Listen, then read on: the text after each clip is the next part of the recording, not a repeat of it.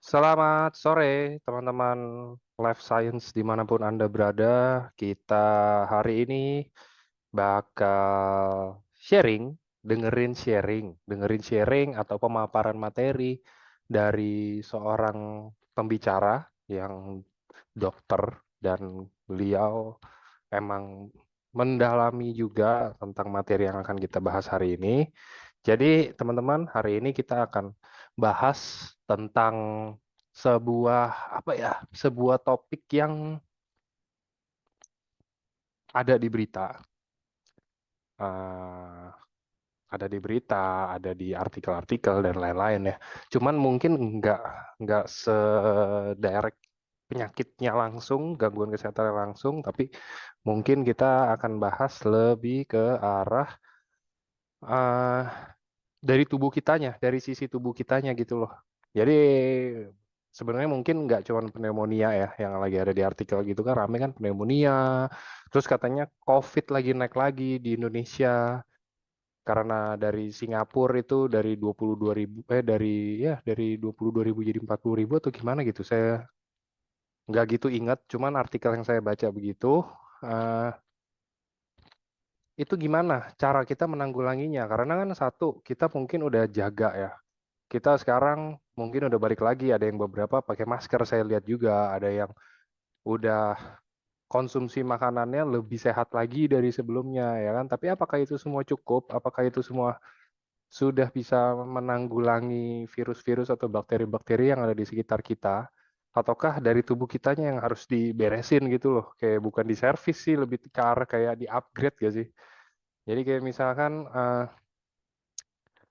kita hmm, udah jalanin hidup secara sehat, pola hidupnya sehat dan lain-lain gitu kan. Tapi pasti masih ada aja yang kena virus-virus, bakteri atau apa gangguan kesehatan lain gitu kan. Apa sih yang bikin kita uh, harus harus menjaga itu apa yang harus kita lakukan gitu. Nah, kita hari ini akan bahas mungkin temanya tentang rehabilitasi DNA. Karena DNA ini adalah jadi gini, kalau DNA ini simpelnya gini ya. Kalau ini secara awamnya, mungkin teman-teman ada yang nggak ini kenapa kita bahas DNA? Apakah kita akan bahas kayak genetik, keturunan dan lain-lain? Ini mungkin ada berat, tapi mungkin awamnya seperti ini. Kayak misalkan kalau yang udah pasti ya, yang udah pasti dan udah sering banget di-share, udah pasti banget sering dibahas sama dokter-dokter, nggak cuma di EFC, nggak cuma dokter-dokter di EFC, tapi dokter-dokter in general di luar sana yang bukan EFC, malah dokter-dokter spesialis dan lain-lain. Itu mereka sering bahas gini, kalau misalkan dulu tahun 2020 kita udah pernah COVID, kita udah pernah kena COVID dan mungkin setelah itu kita hamil, mungkin istri kita hamil atau kitanya wanita terus hamil gitu kan. Terus lahirlah anak kita. Nah, anak kita ini ada gen-gen dari kita yang menurun ke dia karena kita mungkin udah pernah kena COVID gitu loh. Nah, yang itu untuk lebih jelasnya pasti lebih enaknya kalau langsung dijelasin sama pakarnya nanti sesuai dengan materi. Jadi itu kira-kira awam dari saya ya. Mungkin penjelasannya seperti itu. Ini penurunan-penurunan dari ya sisi keturunan lah ya. Ya kayak misalkan kita udah pernah kena COVID, artinya nanti mungkin keturunan kita yang dulu kita kandung waktu kita kena COVID gitu kan, kita kan vaksin, kita konsumsi apa segala macam kayak gitu, pasti akan ada aja yang nurun-nurun. Dan efeknya ini apa? Yang efeknya ini yang sebenarnya mungkin masih rada simpang siur. Saya juga masih belum bisa berani menarik kesimpulan untuk efeknya ini apa. Entah mungkin ada positif, entah negatif, saya nggak tahu. Saya belum belajar sampai ke situ. Nah, untuk itu hari ini saya sudah mengundang yang emang paham, yang mungkin bisa menjelaskan ke teman-teman semua apakah ada efek dan kenapa alasannya kita harus rehab DNA. Kita harus perbaiki DNA kita. Apa yang salah dengan DNA kita? Ya kan? Misalkan kita kalau DNA-nya rusak tuh kita nggak berasa apa-apa, kita nggak bisa kayak lagi diem gini. Terus ada kayak, wah DNA saya lagi rusak, nggak bisa ngerasain kayak begitu gitu kan. DNA rusak ini ya kita harus lihat dari berbagai macam faktor. Nah, hari ini kita akan mendalami itu. Langsung aja, ini sudah hadir bersama kita semua, sudah ada Dokter Susi seperti biasa. Selamat sore dokter.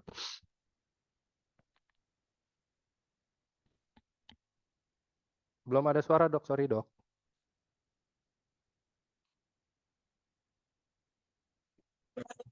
Udah Nah, masuk belum? Udah. udah. Oh ya, baik. Jadi seperti yang tadi disampaikan oleh Pak Angga bahwa hari ini kita akan membahas tentang rehab DNA ya, rehabilitasi gitu ya, rehabilitasi DNA. Mungkin kita sering mengenal juga istilah rehabilitasi ya, ada rehabilitasi medis, ada rehabilitasi mental gitu ya. Nah, sekarang ada istilah rehabilitasi DNA. Baik, saya izin share dulu.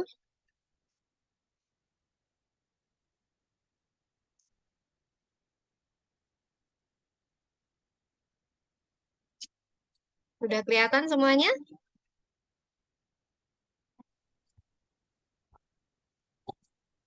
Udah dok, aman. Oh ya, baik.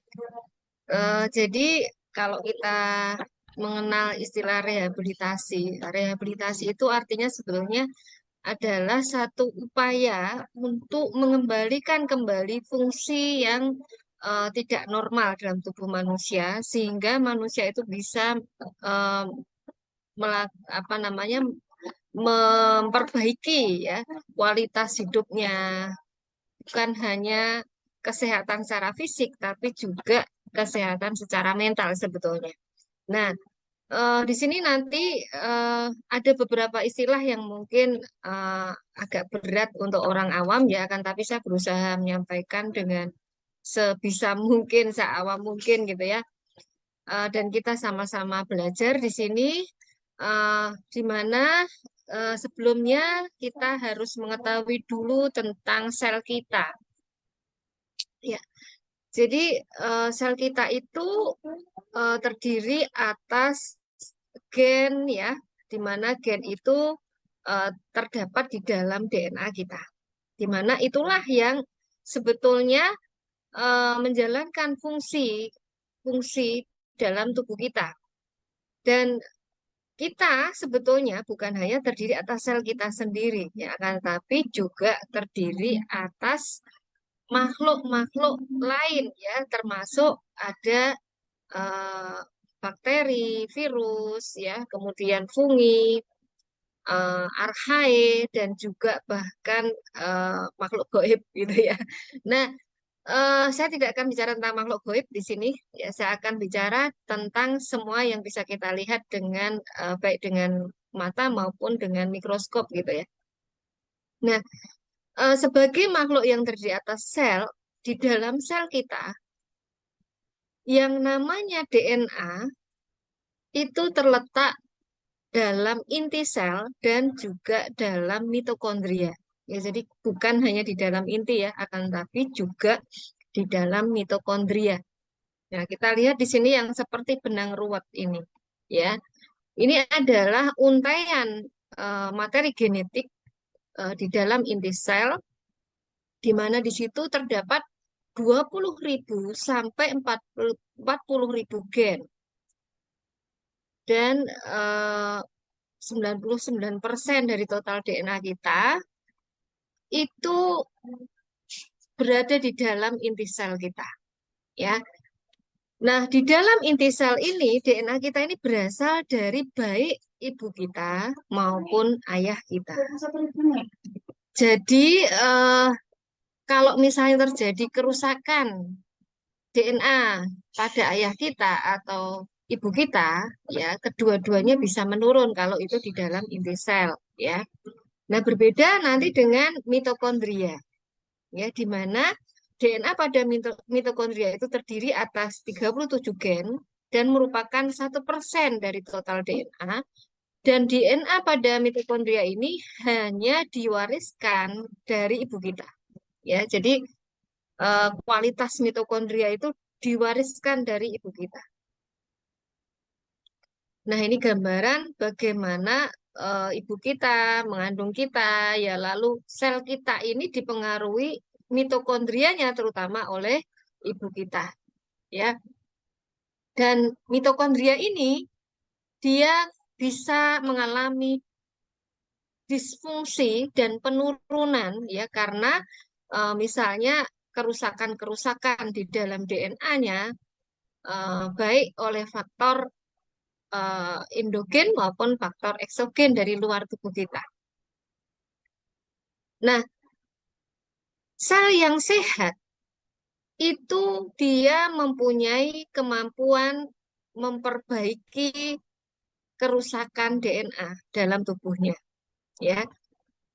Ketika terjadi paparan eh, zat-zat atau faktor-faktor tadi yang merusak DNA, yang menyebabkan kerusakan DNA, gitu ya, baik itu dari endogen maupun eksogen. Kalau dari endogen misalnya dari metabolisme tubuh kita sendiri, maka sebetulnya DNA pada inti dan DNA pada mitokondria itu akan di repair, akan diperbaiki oleh beberapa mekanisme dalam tubuh kita, ya, di mana ada beberapa jalur ya di situ yang punya sifat untuk memperbaiki, dan itu berkaitan dengan gen yang terlibat dalam repair. Ya, jadi tubuh kita ini diatur oleh 4 macam gen utama. Ya, yang pertama adalah gen yang mengatur pertumbuhan dan proliferasi, namanya pembelahan sel, gitu ya. Kemudian eh, yang kedua, gen yang mengatur perbaikan sel. Yang keempat adalah gen yang mengatur kematian sel. Dan yang ketiga, ya, yang keempat adalah gen yang mengatur eh, bagaimana menekan pertumbuhan sel atau tumor suppressor gen namanya. Jadi dia menekan pertumbuhan sel yang abnormal seperti tumorigenesis atau yang membentuk tumor dan bisa membentuk kanker, gitu ya. Nah, tubuh kita ini dengan adanya apa namanya, gen-gen yang berfungsi untuk memperbaiki tubuh itu sebetulnya punya kemampuan memperbaiki dirinya, ya.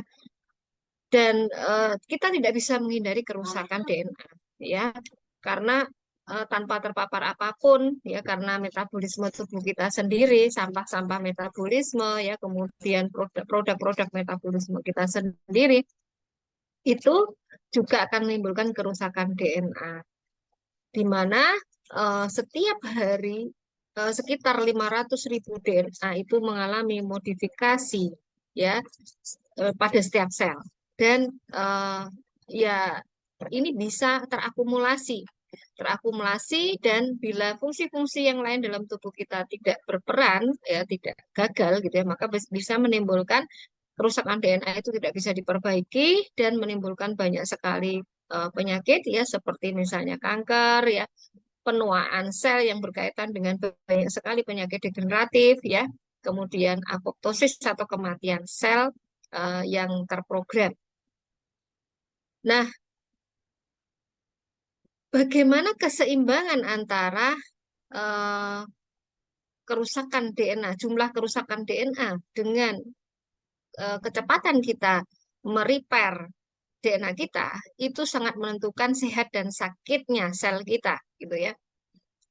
Dan orang-orang yang sakit itu adalah orang yang tidak seimbang antara jumlah kerusakan DNA-nya dengan jumlah DNA yang diperbaiki, ya, sehingga menimbulkan akumulasi dari DNA-DNA yang rusak tadi. Nah, jadi setiap hari itu kita mengalami banyak sekali paparan yang menyebabkan kerusakan DNA dan tidak bisa dihindari, dan macam-macam bentuknya, ya. Jadi ada beberapa macam kerusakan DNA, bisa berupa kesalahan replikasi, bisa berupa kerusakan karena kimiawi, ya, terjadi depurinisasi, deaminasi, kemudian banyak sekali macam dari kerusakan DNA, nanti akan saya detailkan. Nah, sebetulnya apa penyebab kerusakan DNA? Tadi ada faktor intrinsik atau endogen, ya. Lalu ada faktor ekstrinsik. Nah, faktor intrinsik misalnya karena adanya radikal bebas, ya, yang berasal bisa dari produk metabolisme tubuh kita yang normal, gitu ya. Jadi secara normal tanpa ada gangguan metabolisme itu bisa menimbulkan dampak berupa metabolit radikal bebas. Dan bila kita misalnya terkena paparan infeksi, gitu ya, maka rekombinasi sintesis antibodi juga bisa menjadi salah satu faktor yang merusak DNA. Selain itu adalah kegagalan replikasi. Kemudian dari faktor ekstrinsik itu ada beberapa macam, misalnya karena misalnya paparan sinar ya, baik itu radiasi dari sinar pengion maupun non pengion ya. Kalau yang pengion itu contohnya adalah ultraviolet ya.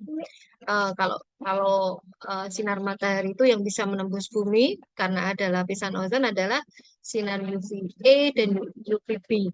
Tapi karena sekarang sudah ada kerusakan ozon, tentunya akan bertambah banyak sinar matahari jenis lain ya, gamma ya, kemudian apa UVC itu akan masuk ke dalam bumi ya. Dan ini akan meningkatkan paparan manusia terhadap radiasi sinar pengion. Nah, selain itu ada radiasi sinar non pengion ya, termasuk frekuensi-frekuensi gelombang radio yang mungkin terpapar pada kita ya, seperti misalnya dari alat dapur kita, microwave gitu ya, atau misalnya dari wifi, kemudian gelombang elektromagnetik yang berada di sekitar kita, termasuk cahaya-cahaya buatan dari lampu misalnya ya, dan kadang-kadang lampu itu juga dia eh, diproduksi untuk semakin membuat dia terang menggunakan logam berat tertentu yang akhirnya bisa menyebabkan dispersi logam berat itu pada tubuh kita. Nah, kemudian bahan kimia ya banyak sekali bahan kimia ya paparan bahan kimia misalnya dari sabun kita, dari kosmetik, dari skincare kalau perempuan ya, dari sampo, kemudian belum kalau kita pakai apa pembersih rumah ya. Kemudian kalau kita misalnya eh, bekerja di pabrik ya, kemudian rokok, nah itu termasuk bahan kimia yang bisa menimbulkan kerusakan-kerusakan pada DNA kita. Lalu rangsangan fisik ya seperti suhu itu bisa menyebabkan hidrolisis dan juga menyebabkan apa namanya rangsang termal yang akan juga merusak DNA kita. Nah, agen biologi seperti bakteri dan virus ya, termasuk virus COVID, baik virus asli maupun virus buatan ya. Nah,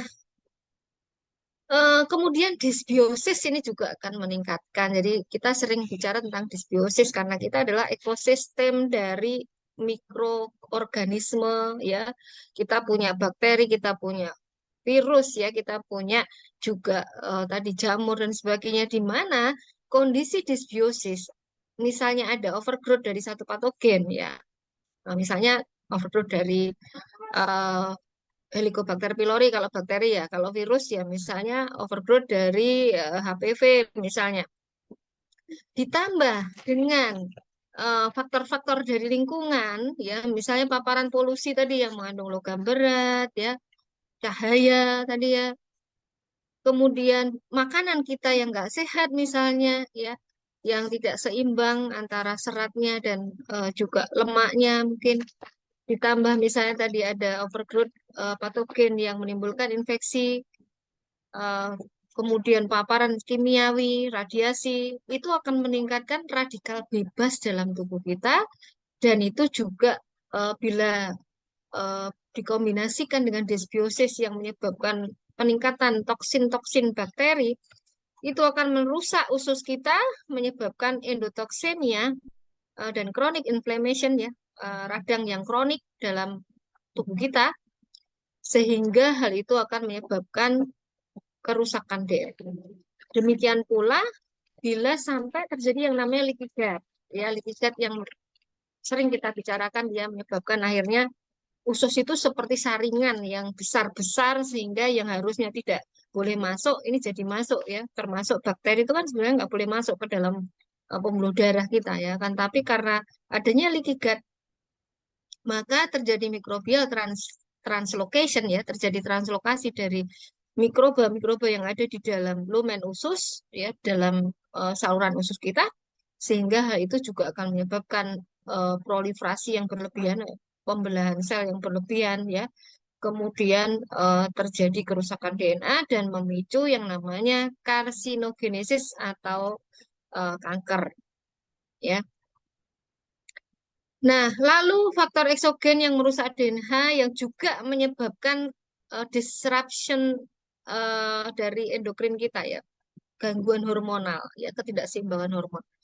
Di sini ada banyak sekali macamnya, contohnya pestisida. Jadi kalau kita makanannya kebetulan sayur-sayuran yang disemprot dengan pestisida, atau karena kita takut sama nyamuk, disemprotilah lingkungan kita dengan apa insektisida dan lain-lain ya.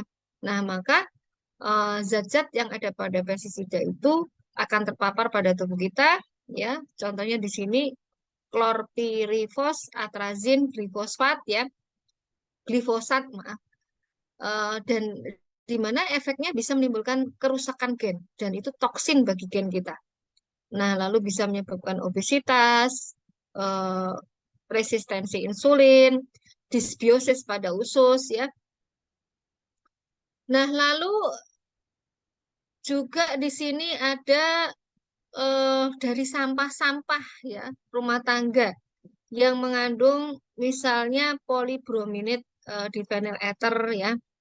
Lalu di sini bisa menyebabkan carcinogenicity ya. Lalu ada polychlorinated biphenyl ya.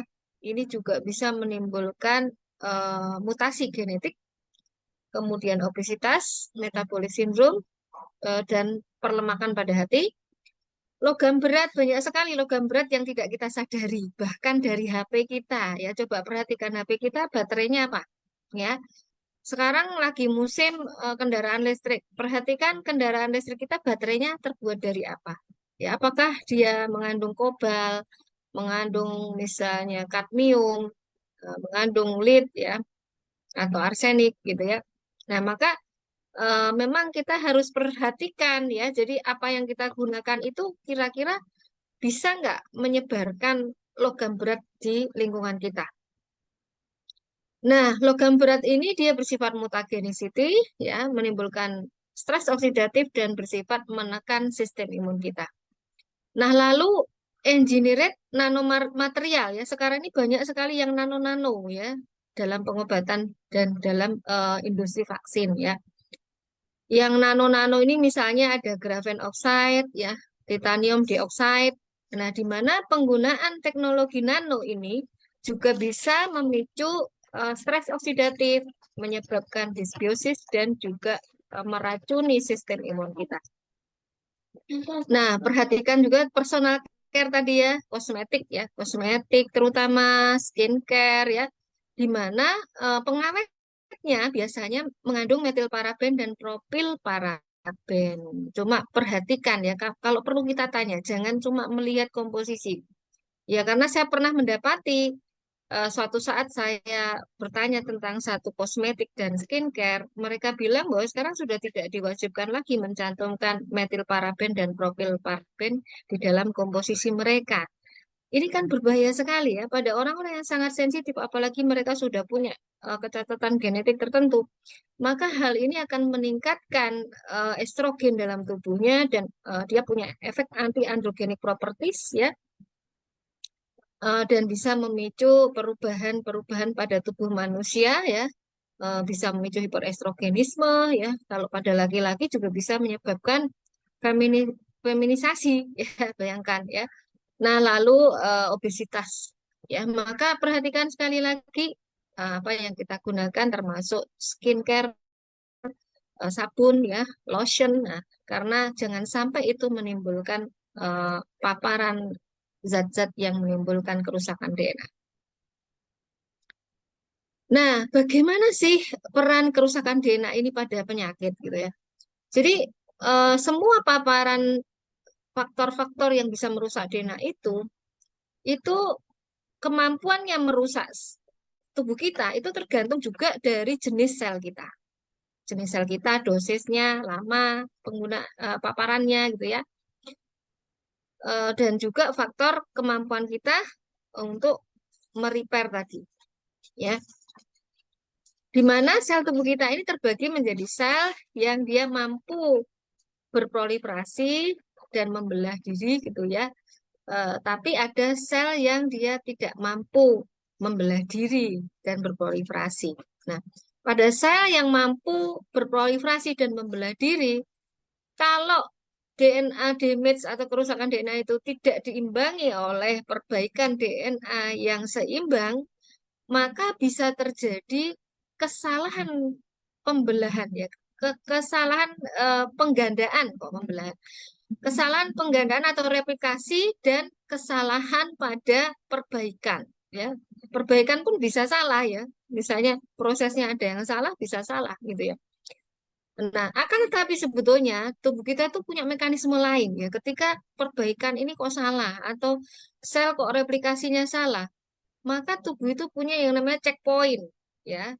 Checkpoint untuk menghentikan siklus sel dan nanti dia akan eh, diputuskan apakah bisa diperbaiki. Kalau bisa diperbaiki maka dia akan diperbaiki. Kalau tidak bisa diperbaiki maka dia akan dibunuh gitu kan.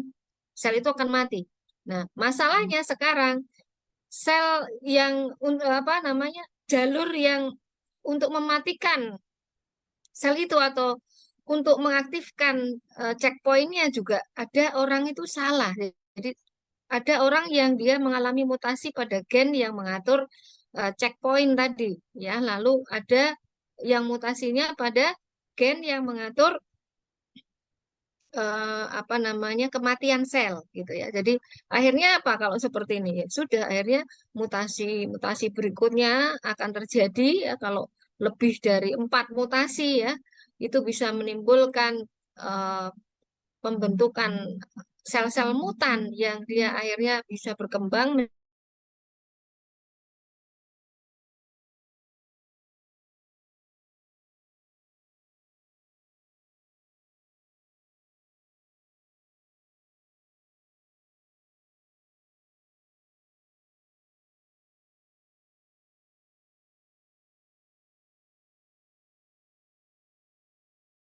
menyebabkan penurunan fungsi dari jaringan dan organ dalam tubuh kita.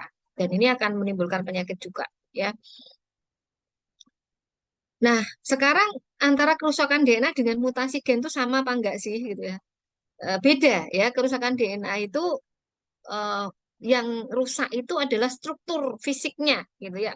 Kalau DNA itu ada untaian eh, rantainya, gitu ya. Kemudian di dalamnya ada untaian basa urutan yang mengandung apa namanya beberapa nukleotida gitu ya. Nah, maka kalau kerusakan DNA itu struktur fisiknya yang rusak. Nah, sedangkan mutasi gen itu adalah perubahan pada urutan basa dalam DNA dan terkadang dia tidak mengubah struktur dari DNA ya sehingga ada kalanya mutasi gen itu tidak bisa dikenali ya. Jadi padahal mutasi gen itu kan sebetulnya DNA-nya rusak gitu ya, tapi apa namanya karena struktur fisiknya masih baik-baik saja, mutasi gen itu bisa saja tidak dikenali oleh tubuh kita ya sehingga mutasi ini akan eh, bereplikasi ya bila sel bereplikasi dan akhirnya sel itu menjadi mutan. Nah, kerusakan DNA ini bisa diperbaiki dan dikenali oleh enzim dan bila tidak diperbaiki maka sel akan dimatikan tadi. Nah, kalau mutasi tidak bisa diperbaiki ya. Jadi pada level seluler mutasi bisa mengubah protein dan regulasinya ya.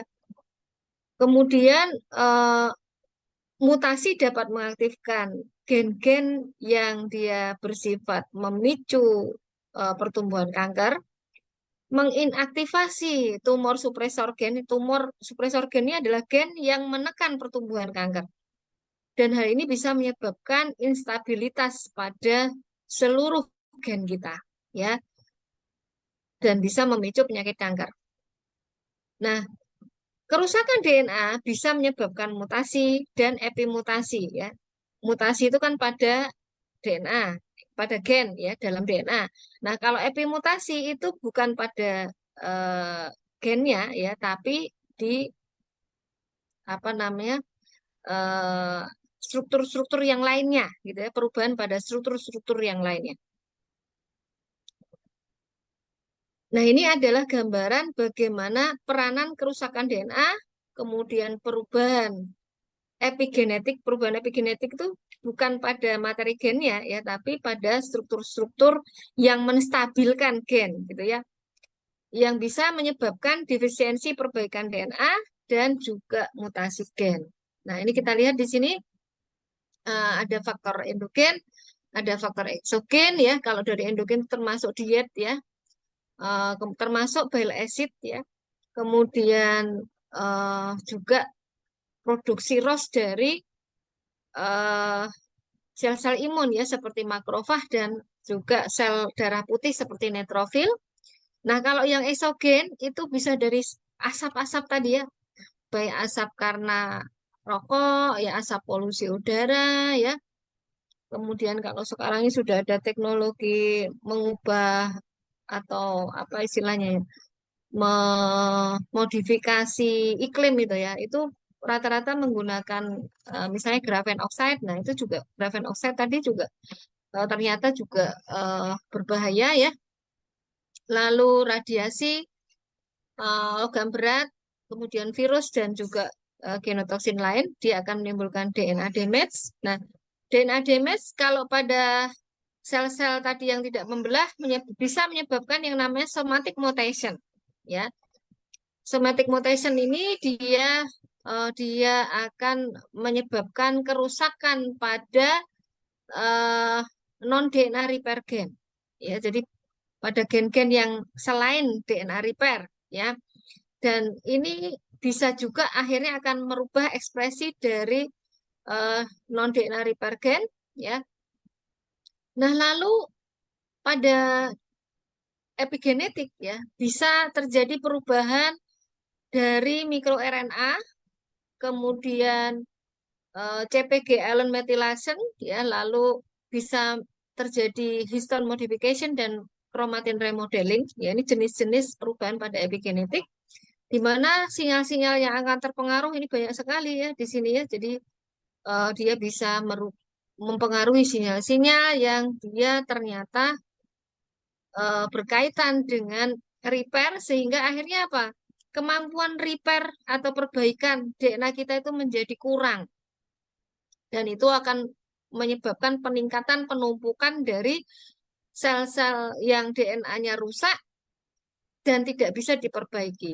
Nah, kalau ini terus terjadi, maka ini akan meningkatkan mutasi pada sel-sel somatik dan perubahan epigenetik dan menyebabkan akhirnya terjadi kayak efek ini ya, tabrakan beruntun ya. Jadi dia akan menimbulkan mutasi-mutasi berikutnya ya. Apalagi kalau yang mutasi itu adalah germline ya. Nah, kalau germline mutation itu rata-rata yang terkena akhirnya adalah pada DNA repair dan ini biasanya heredited. Jadi diturunkan pada anak keturunan kita ya. Dan ini bisa bertambah memperberat ya dari kerusakan-kerusakan yang sudah ada tadi menimbulkan akhirnya kita mengalami kanker ya. Nah, ini macam-macam kerusakan DNA karena faktor endogen ya. Jadi faktor-faktor endogen tadi bisa menyebabkan kerusakan yaitu berupa oksidasi dari DNA ya. Kemudian beberapa yang lainnya adalah melalui penimbunan spesifik oksidatif domain produk ya, 8 hidroksi guanin dan 8 hidroksi deoksiguanosin serta 5 hidroksi metil urasil ya. Lalu depurinisasi, dipirimidinasi dan juga rusaknya untaian DNA baik itu single maupun double ya. Kemudian pembentukan metil guanin dan sitosin deaminasi. Ya, ini macam-macam kerusakan DNA karena faktor endogen. Nah, kalau tadi kita bicara DNA pada inti ya, sekarang kita bicara DNA pada mitokondria ya. Nah, apa itu mitokondria? Ya, mitokondria ini ibaratnya PLN dalam tubuh kita. Ya, coba bayangkan kalau nggak ada listrik ya, apalagi kalau kita adanya mobil listrik semua, kemudian apa? eh, sepeda listrik, kompornya listrik, apa yang akan terjadi kalau listrik mati? Ya, padahal kita nggak punya yang lainnya kan gitu. Nah, mitokondria ini kalau mengalami disfungsi, maka dia sangat berperan ya dalam penuaan sel, ya, degenerasi saraf, penyakit-penyakit metabolik, ya, termasuk kanker itu juga sebetulnya adalah salah satu sebabnya karena ada disfungsi mitokondria. Jadi mitokondria ini adalah energi, ya, pembangkit energi dalam tubuh kita yang berperan dalam regulasi produksi energi dalam tubuh kita. Nah, energi dalam tubuh kita itu disebut ATP, ya. Kalau ATP kita menjadi rendah gitu ya, maka yang timbul akhirnya sel itu juga akan banyak mengalami kerusakan. Ya, bukan hanya pada DNA-nya ya, semua struktur sel ya, bahkan bisa akhirnya membuat sel itu pecah ya, dan pecahnya sel maka akan diikuti oleh peradangan. Jika mitokondria ini rusak dan tidak dapat diperbaiki, maka seluruh organel sel kita ya, jadi seluruh bagian-bagian dari sel kita itu akan rusak ya, akan akhirnya akan menjadi pecah dan menjadi di apa dicerna oleh sel-sel fagosit atau sel-sel imun kita. Dan sebetulnya ada eh, eh, manfaatnya juga ya. Jadi secara secara periodik ya, yang namanya tubuh itu dia akan membuang sampah-sampah, timbunan sampah dari sel yang rusak ini dengan cara memakan selnya sendiri, ya namanya autofagi. Nah, kalau pada mitokondria namanya mitofagi. Nah, mitofagi itu proses di mana ketika terjadi kerusakan mitokondria, terutama pada membran dari mitokondria, ya, selaput yang melapisi mitokondria itu, maka dia akan dimakan oleh kantong-kantong yang menyebabkan dia akhirnya seperti dicerna dan di apa regenerasi gitu ya. Nah, saat ini diketahui bahwa 1 dari 5.000 orang itu menderita gangguan mitokondria. Dan disfungsi mitokondria dikenal menyebabkan akhirnya tubuh kita itu menimbun protein-protein yang susah didegradasi oleh tubuh yang disebut amiloid. Dan amiloid ini tergantung timbunannya di mana ya. Kalau tertimbun di Alzheimer ya, tertimbun di otak maka bisa menyebabkan Alzheimer ya. Kalau timbunannya di pankreas maka bisa menyebabkan diabetes ya. Jadi amiloid itu seperti tumpukan sampah di apa TPS gitu ya. Nah, ini gambaran bagaimana mitokondria yang rusak bisa menyebabkan neurodegenerasi namanya ya, menyebabkan degenerasi pada saraf menimbulkan penyakit Alzheimer. Penyakit Alzheimer itu adalah penyakit kepikunan dini ya, jadi masih muda tapi pikun. Nah, itu salah satu tanda dari penyakit Alzheimer. Nah, jadi karena penuaan, karena tadi genetic predisposition ini misalnya kita ada riwayat keluarga ya, riwayat keluarga dengan penyakit-penyakit yang berkaitan dengan neurodegeneratif gitu ya. Lalu lifestyle kita buruk, lingkungan kita juga buruk, kemudian metabolisme biokimiawi dalam tubuh kita buruk ya.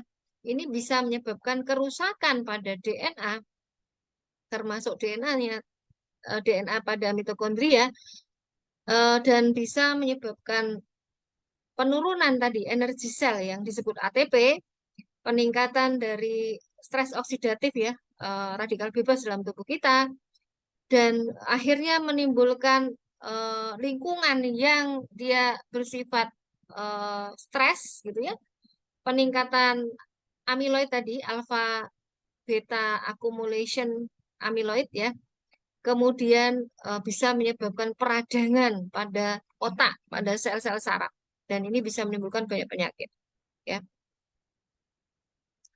Nah, penuaan itu bisa fisiologi atau dia normal gitu ya.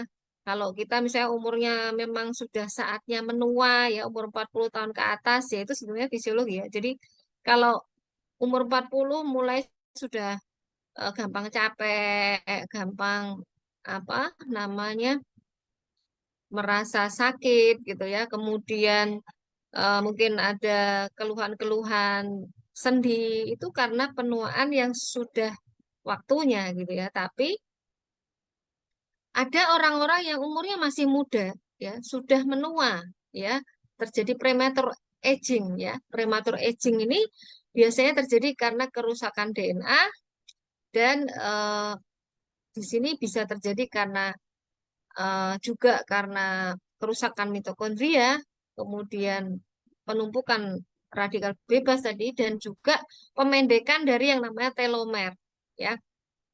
Nah, kalau kita ingin hal ini tidak terjadi, maka kita harus melakukan upaya supaya tubuh kita mempunyai kemampuan perbaikan DNA yang seimbang dengan kerusakan DNA-nya, ya.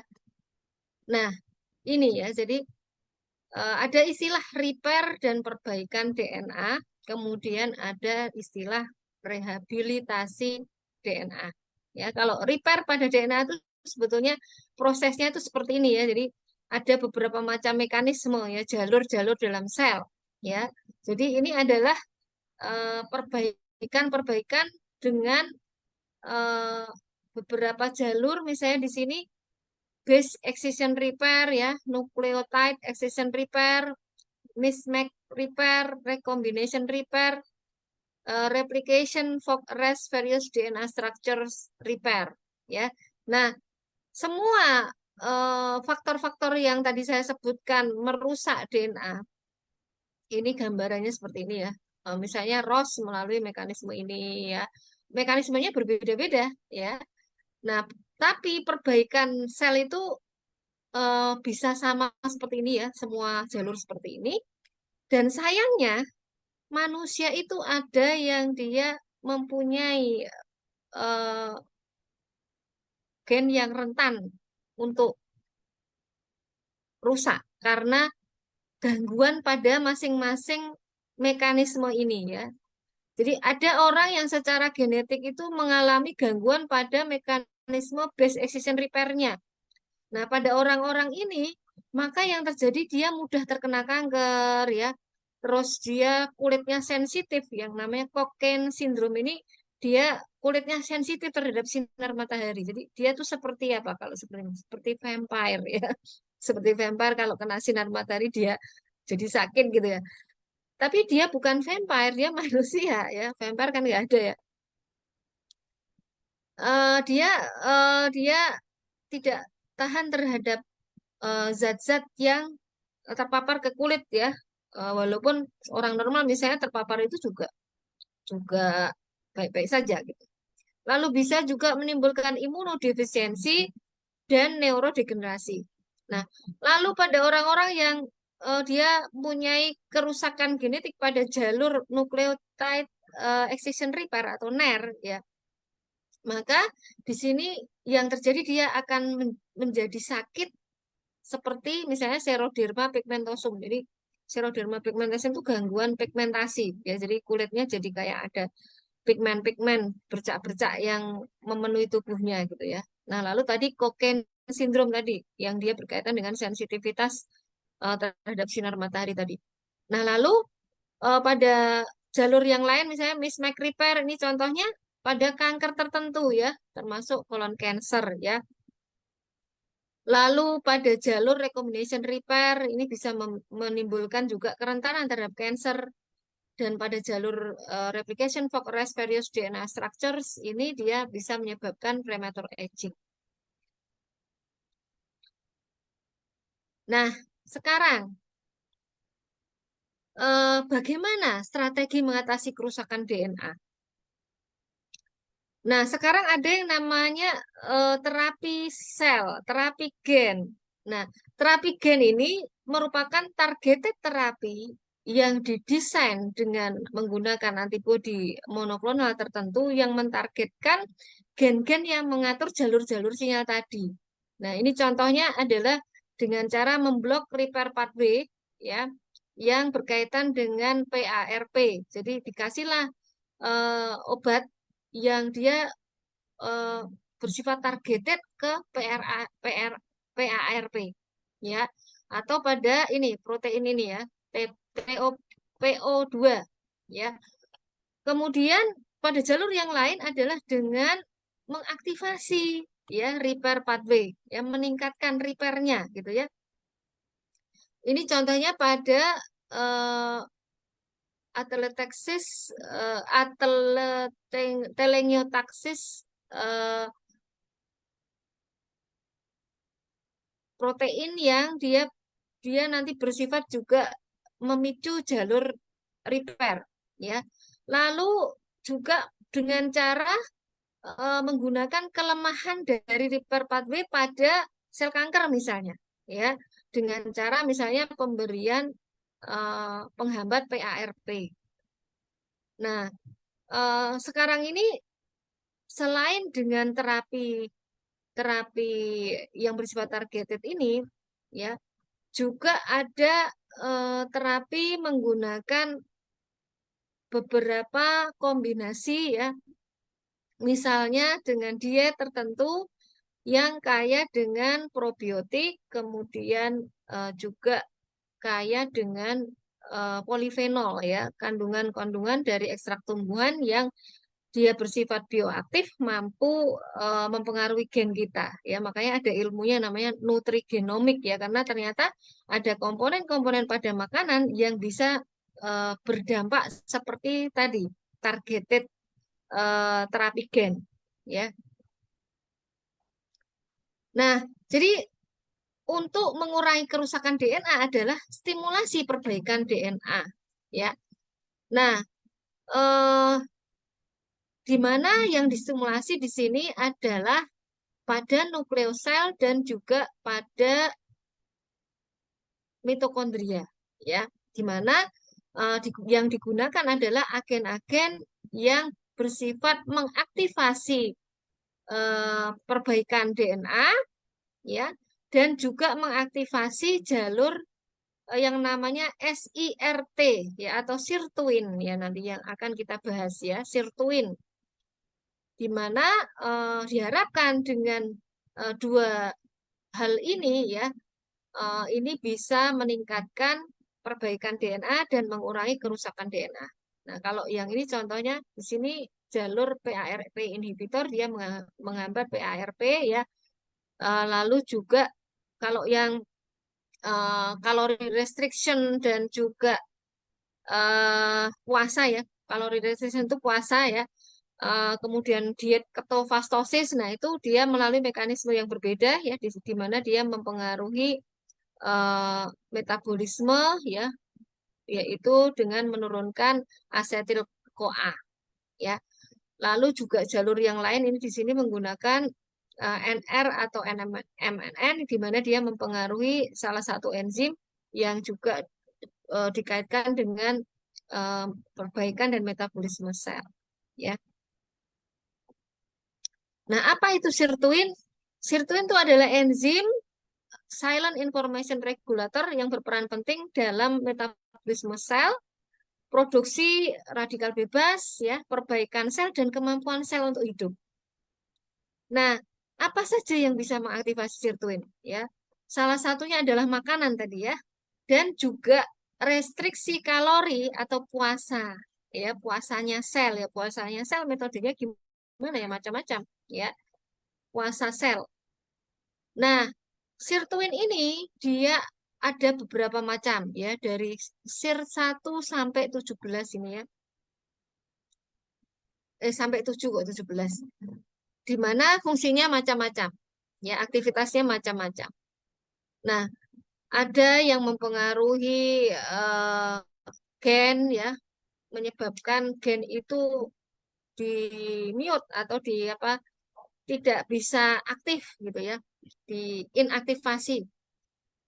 Kemudian bersifat neuroproteksi ya, lalu kardioproteksi mempengaruhi metabolisme eh, glukosa dan juga lemak, melindungi hati, melindungi ginjal, kemudian dia mempengaruhi sel darah dan sel-sel imun kita. Dan ini yang sangat penting adalah menyebabkan genom atau seluruh gen kita itu stabil. Ya, jadi menjaga gen kita itu stabil supaya tidak mudah mengalami kerusakan dan juga mengalami mutasi. Nah, sekarang ternyata ada kombinasi program ya terapi yang disebut combined rehabilitation therapy ya, yang dimana tujuannya adalah tadi merehabilitasi DNA ya. Apa sih itu gitu ya? Ini adalah program rehabilitasi yang bersifat komprehensif yang mengintegrasikan koreksi perilaku ya, terapi obat dan terapi fisik untuk mengubah kebiasaan buruk dan meningkatkan kualitas hidup pasien ya, yang meliputi bukan hanya pemberian obat tadi ya, tapi juga di situ ada latihan fisik yang harus rutin dilakukan, pengaturan pola tidur ya, pola tidurnya nggak boleh terlalu malam dan ada waktu-waktu yang tidak boleh tidur bahkan ya. Kemudian siang paling tidak ada tidur siang 30 menit gitu ya. Manajemen stres ya, manajemen diet, manajemen emosi ya, yang membantu kualitas hidup dan mengeliminasi stres, bukan hanya secara fisik ya, tapi juga psikologis untuk memperbaiki support sosial sehingga pasien dapat mensikapi semua permasalahan yang terjadi saat sakit dan akhirnya menjadi lebih sehat. Ya, jadi pendekatan untuk menjaga kita dari kerusakan DNA itu tidak bisa hanya dari satu sisi dan satu modalitas ya. Jadi harus komprehensif ya. Jadi meliputi tadi exercise ya, kemudian faktor makanan kita dan diperlukan tadi kalori restriksi. Kalori restriksi itu artinya apa? Ya, antara yang masuk ke dalam tubuh kita juga harus diimbangi dengan exercise ya, sehingga kalorinya keluar gitu ya. Jadi tidak selalu terus kita disuruh puasa ya. Ada orang-orang yang dengan puasa Ramadan misalnya itu sangat sangat memberatkan karena memang dia dengan sensitivitas terhadap keton itu tinggi gitu misalnya. Sehingga dia tidak boleh puasa. Nah, orang-orang seperti ini ya kita nggak bisa menyuruh dia puasa ya, tapi dia diberi masukan untuk menyeimbangkan antara kalori yang masuk dengan aktivitasnya. Ya, konsekuensinya kalau kita misalnya makanannya kalorinya tinggi, berarti kita harus mengeluarkannya dengan exercise, ya, paling tidak jalan, ya, 30 menit sehari, gitu ya, atau naik sepeda itu termasuk upaya-upaya untuk membakar kalori, gitu ya. Nah, lalu diet Mediterranean yang biasanya kaya dengan serat pangan dan juga kaya dengan fermented food ya. Lalu polifenol dari tumbuh-tumbuhan ya. Nah, kemudian lingkungan kita. Bagaimana kita harus menjaga lingkungan ekosistem kita gitu ya. Bagaimana kita harus menjaga air kita tidak tercemar, kemudian tanah kita tidak tercemar, udara kita tidak tercemar, tidak ada asap. Nah, itu sebetulnya merupakan salah satu upaya untuk membuat kita terhindar dari penyakit-penyakit yang berkaitan dengan kerusakan DNA tadi. Nah, lalu emosi, ya. Emosi ini kita stabilkan dengan ajaran-ajaran agama, melakukan ajaran-ajaran agama kita. Kalau pada kepercayaan tertentu, meditasi gitu ya, peningkatan spiritualitas.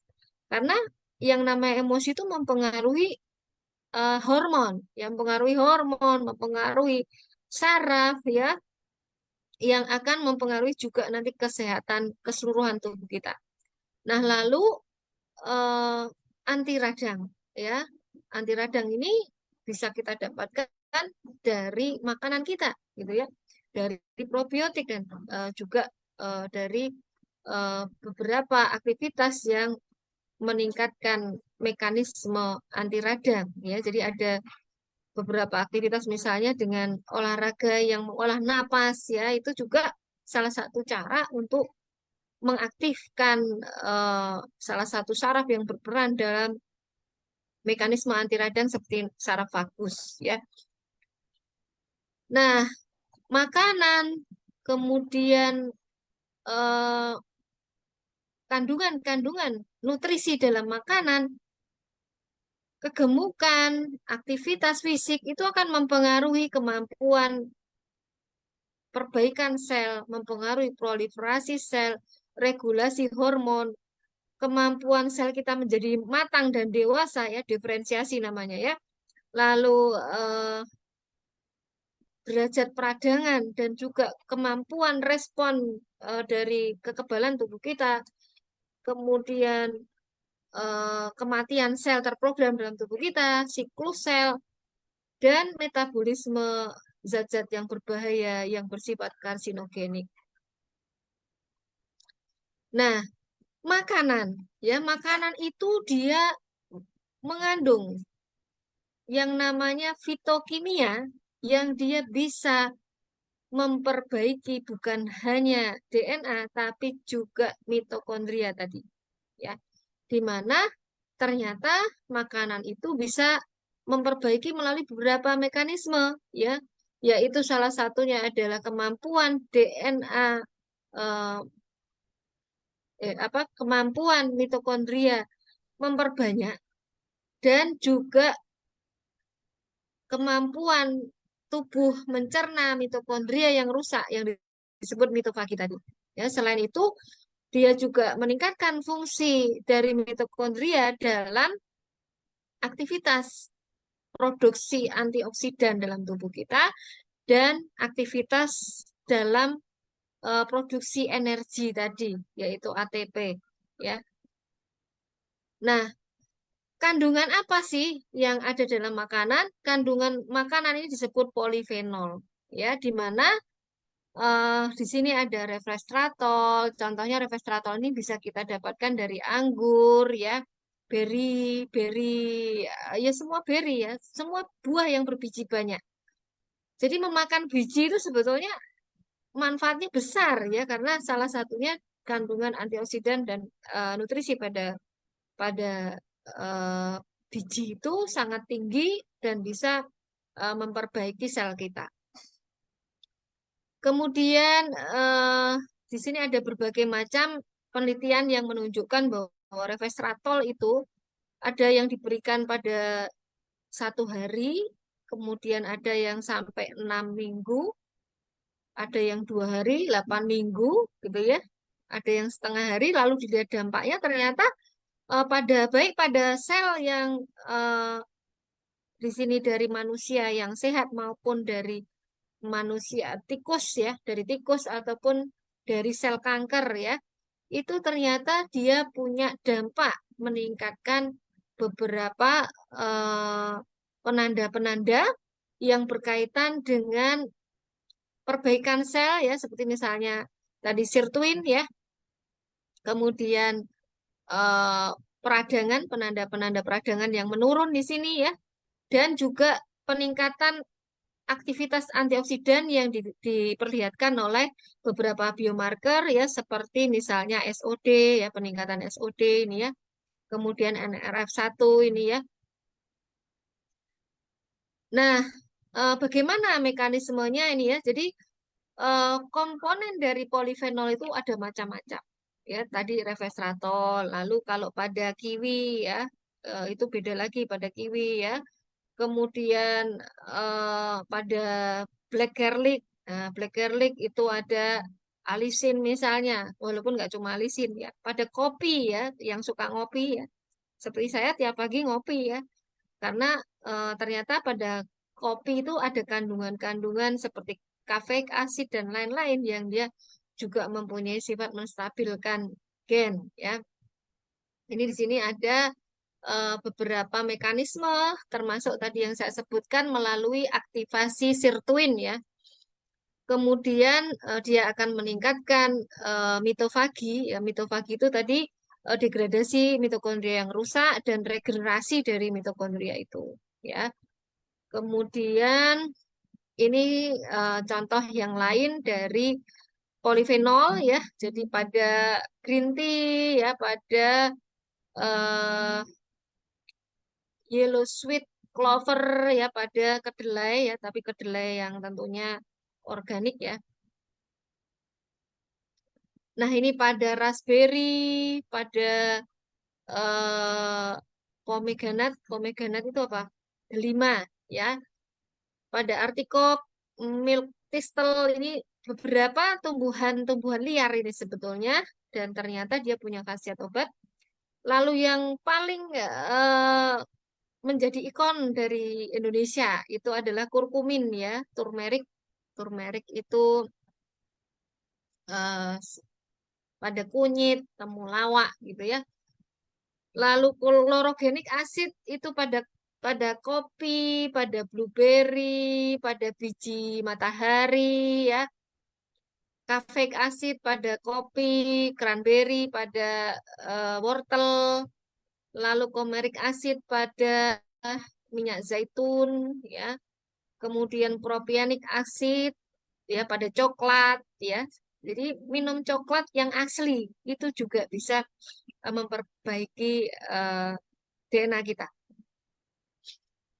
Nah, sekarang yang luar biasa adalah kombinasi ya dari probiotik dengan di sini ada beberapa probiotik ya dengan peptida pada salmon yaitu dari salmon meat, lalu dari ganggang, kombu fucoidan, kiwi ya, resveratrol, pineapple extract, black garlic. Kemudian di sini juga ada eh, antioksidan yang menjadi the mother of antioksidan yaitu L-glutation. Lalu vitamin D, karena vitamin D ini juga merupakan regulator penting ya dalam perbaikan sel dan juga kolagen. Nah, mengapa sih harus kombinasi? Tadi karena yang namanya orang sakit itu kadang disuruh makan aja susah ya. Dan kenapa kalau kita harus menanokan ini? Ini ukurannya nano ya, karena nano dosisnya tentu nggak butuh yang banyak sekali kalau misalnya sama-sama ekstrak tumbuhan gitu ya.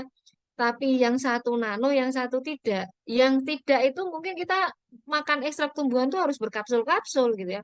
Tapi karena ini nano dan dia merupakan teknologi yang mengkombinasikan antara apa protein dari stem cell dari DNA salmon dan probiotik, maka em, tidak perlu banyak dosisnya itu sebetulnya dia sudah bisa mempengaruhi sel gitu ya. Nah, apa yang baru dari usukusi gold ini adalah black garlic terutama ya, black garlic kemudian ada tambahan dosis dari resveratrol dan juga eh, macam bakterinya ya, karena ternyata rehab gen ya itu bisa dengan menggunakan bakteri rekombinasi yang dia bisa mempengaruhi sel dengan lebih baik gitu ya. Contohnya ini Lactococcus lactis ini ya. Lactococcus lactis ini adalah bakteri yang sering digunakan dalam teknologi vaksin probiotik ya dan juga probiotik. Kemudian laktik asid bakteria dan Bifidobacterium longum ya. Kalau yang ditambahkan pada usukusi gold kali ini adalah Lactococcus lactis yang berasal dari marin probiotik yaitu dari perutnya ikan salmon ya. Nah, marin probiotik ini ternyata banyak mengandung kandungan-kandungan bioaktif yang dia bersifat eh, antibakteri, antivirus, anti kanker, imunomodulasi dan antioksidan. Ya. Nah, jadi probiotik itu bersifat anti genotoksin. Ya, jadi kalau tadi karena paparan-paparan tadi akhirnya terbentuk eh, produk-produk yang bersifat genotoksin. Nah, probiotik ini bersifat anti genotoksin. Ya, Ada berbagai macam probiotik yang sudah diteliti mempunyai efek anti genotoksin, yaitu Bifidobacterium longum, Lactobacillus acidophilus, ya. Kemudian di sini ada berbagai macam jenis Lactobacillus yang lain. Enterococcus, ya. Enterococcus itu dari namanya kan udah kelihatan bahwa ini dari usus gitu ya. Lalu ada Lactobacillus plantarum, Lactobacillus casei shirota, Streptococcus salivarius, dan Streptococcus thermophilus, ya. Lalu Bifidobacterium lactis, dan banyak sekali yang lain, ya, di mana telah diteliti dengan berbagai metode, mempunyai mekanisme genotoxic agent, anti genotoxic agent, melalui parameter-parameter yang diteliti dengan berbagai macam metode ini, ya. Nah, probiotik sebagai anti karsinogenesis, ya. Mekanismenya bagaimana? Ya, probiotik bisa kita ambil dari yogurt, ya, kemudian dari buah-buah yang kita makan mentah kan gitu ya, dari sayur-sayur yang kita makan mentah, fermentasi dari sayur dan buah. Kemudian apabila itu dikombinasi dengan EPA, DHA, fitoestrogen, selenium, riboflavin, inorganik sulfur, maka ternyata diketahui dapat menghambat seperti kanker payudara. Lalu beberapa probiotik kombinasi Lactobacillus dengan Streptococcus ternyata diketahui dia mempengaruhi NK sel, ya, meningkatkan NK sel, em, kemudian produksi antioksidan dan juga tadi perubahan epigenetik. Nah, lalu juga melalui mekanisme apoptosis, ya, meningkatkan kematian sel kanker, kemudian juga mempengaruhi kemampuan kanker untuk membelah diri melalui beberapa jalur sinyal ini, ya. Lalu menghambat kerusakan DNA, ini contohnya pada Lactobacillus dan Bifidobacterium. Lalu mengaktifasi makrofag, NK sel, limfosit, sitotoksik yang dia berperan dalam pertahanan terhadap kanker dan juga infeksi, ya, dan juga peningkatan sinyal-sinyal dan juga antibodi yang dia berperan dalam menekan pertumbuhan bakteri atau virus yang berbahaya bagi tubuh manusia. Ya, ini kombinasinya contohnya adalah Saccharomyces, Bifidobacterium, dan Lactobacillus. Ya, Saccharomyces ini banyak pada makanan-makanan yang kita jumpai pada budaya Indonesia, ya. Contohnya apa? Tape, ya, kemudian tempe, ya, bahkan minuman-minuman bersoda yang berasal dari probiotik ini sekarang banyak sekali diproduksi juga oleh eh, ibu-ibu di Indonesia, ya, dan beberapa sudah dikenal memproduksi sebagai minuman-minuman yang bisa kita jumpai di pasaran, ya, dikombinasikan bahkan dengan herbal seperti temulawak, ya. Indonesia itu sebenarnya kaya dengan inovator-inovator tentang ini, ya. Nah, lalu black garlic. Apa sih yang ada dalam black garlic? Nah, black garlic ini macam-macam kandungannya, ya. Ada di allyl sulfide, ya, lalu ada macam-macam nih, ya. DAS, DADS, kemudian DATS, lalu alisin ini yang paling terkenal, ya. S-alilcysteine, ya, aliin, E-ajun, dan Z-ajun, di mana kandungan fresh garlic dengan black garlic itu lebih tinggi daripada pada fresh garlic. Ya, jadi black garlic juga tidak menimbulkan efek samping, ya. Kalau fresh garlic kadang menimbulkan efek samping, ya. Kita mengkonsumsi fresh garlic itu salah satu efek sampingnya adalah iritasi lambung, ya. Tapi berbeda dengan black garlic, ya. Black garlic tidak menimbulkan iritasi lambung. Nah, black garlic ini juga menjadi agen anti cancer, ya. Jadi di mana dia mentargetkan tadi ATM, ya, ATM yang at, ateleniotaksia tadi, ya. Eh, protein yang dia mempunyai fungsi dalam perbaikan sel yang pada orang-orang tertentu itu dia mengalami mutasi yang menyebabkan penyakit ATM ya. Nah, eh, ekstrak dari bawang hitam itu juga mempengaruhi proliferasi dan siklus sel ya. Dia bisa menghentikan siklus sel sehingga sel itu bisa diperbaiki gitu ya.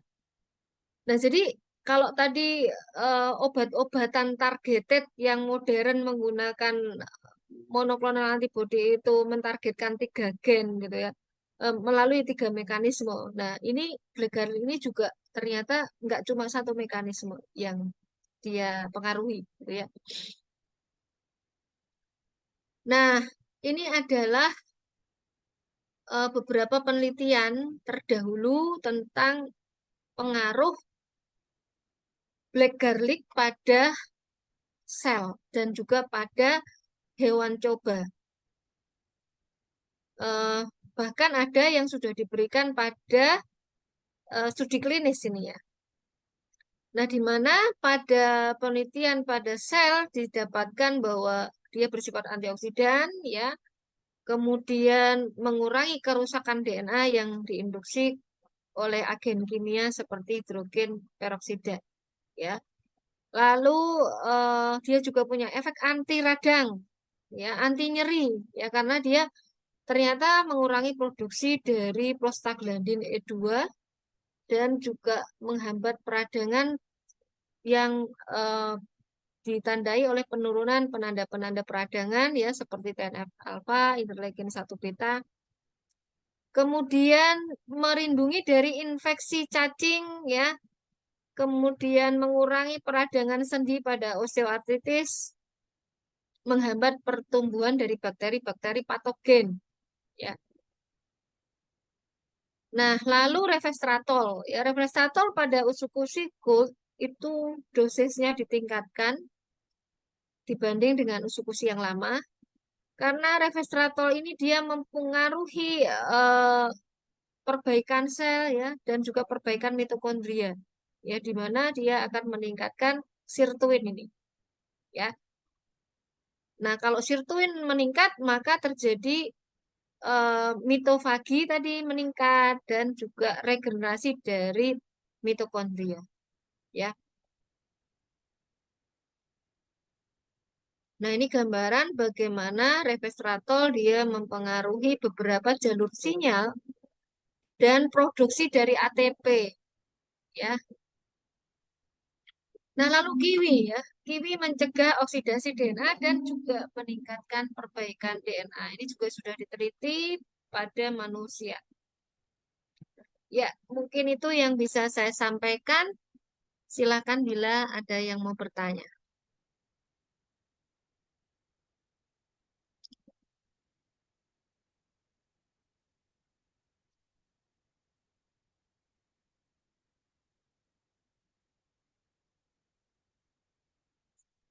Ada yang mau bertanya?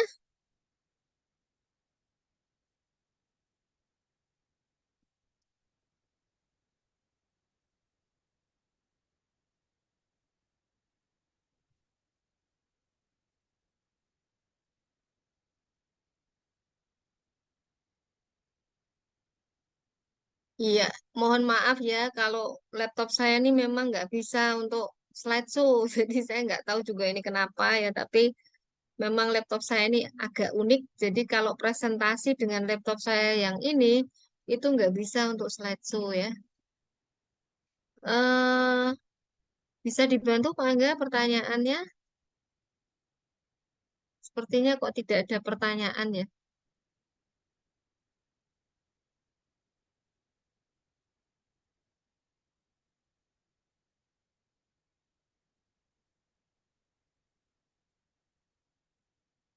Ada yang mengangkat tangan ini, ada Fortune Tim Lin Simon. Ayo silakan Pak Simon apa Bu Simon ini.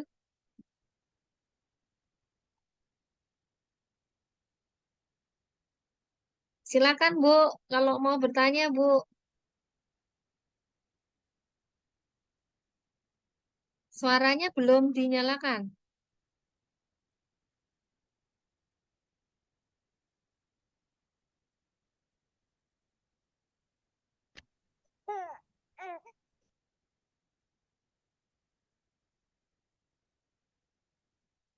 Ya,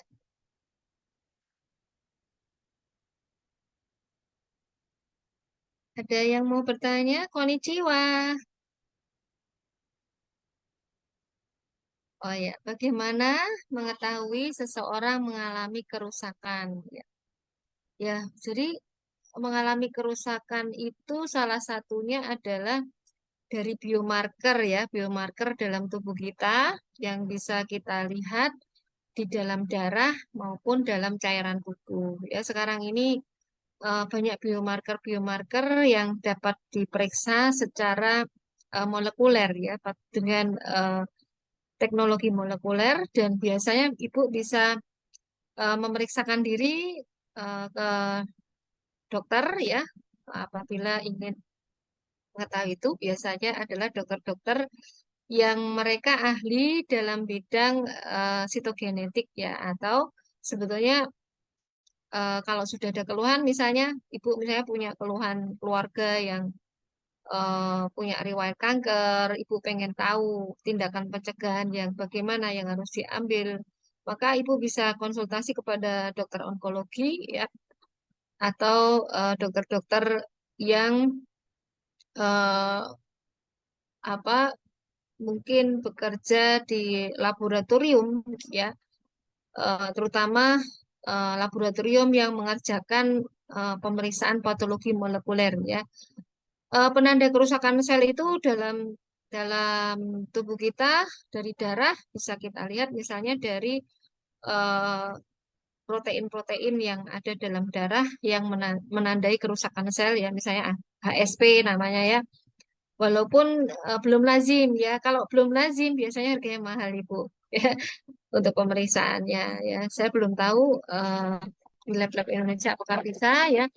Eh, Kalau untuk penelitian memang sudah banyak dikerjakan itu ya kan, tapi untuk level di masyarakat ya untuk komunitas itu mungkin belum familiar ya karena memang harganya mahal juga gitu ya.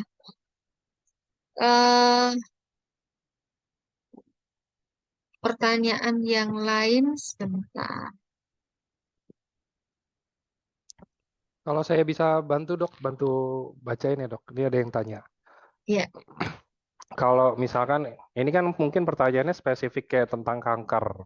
Nah, mungkin ya. saya generalin lah. Maksudnya kanker bisa kanker apa aja ya dok ya. Maksudnya kayak mungkin bisa kanker di bagian tubuh mana aja. Tapi pertanyaannya mungkin gini.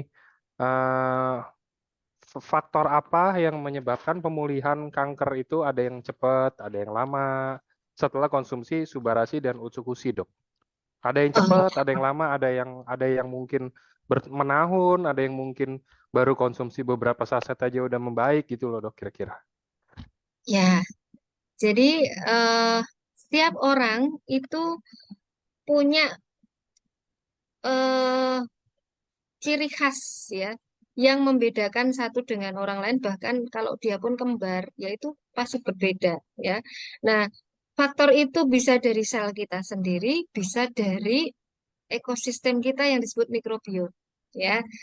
Jadi eh, sejak lahir faktor itu sudah seperti digariskan begitu ya kalau kita bicara faktor genetik ya. Dan ini bisa faktor yang diwariskan dari ibu kita, dari orang tua kita terdahulu ya. Rata-rata orang-orang yang dia mempunyai respon yang lama adalah orang-orang yang punya ciri khas genetik yang berbeda dengan orang kebanyakan ya.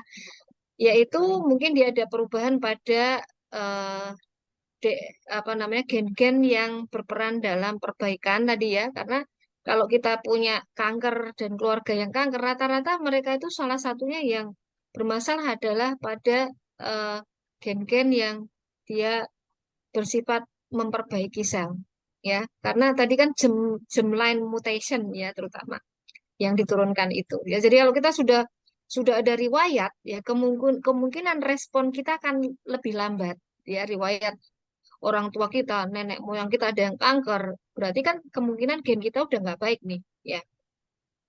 Yang kedua adalah ekosistem kita ya. Setiap orang punya diversitas ekosistem yang berbeda yang dipengaruhi juga oleh misalnya konsumsi antibiotik, bukan hanya oleh kita ya, tapi oleh ibu kita saat kita lahir ya.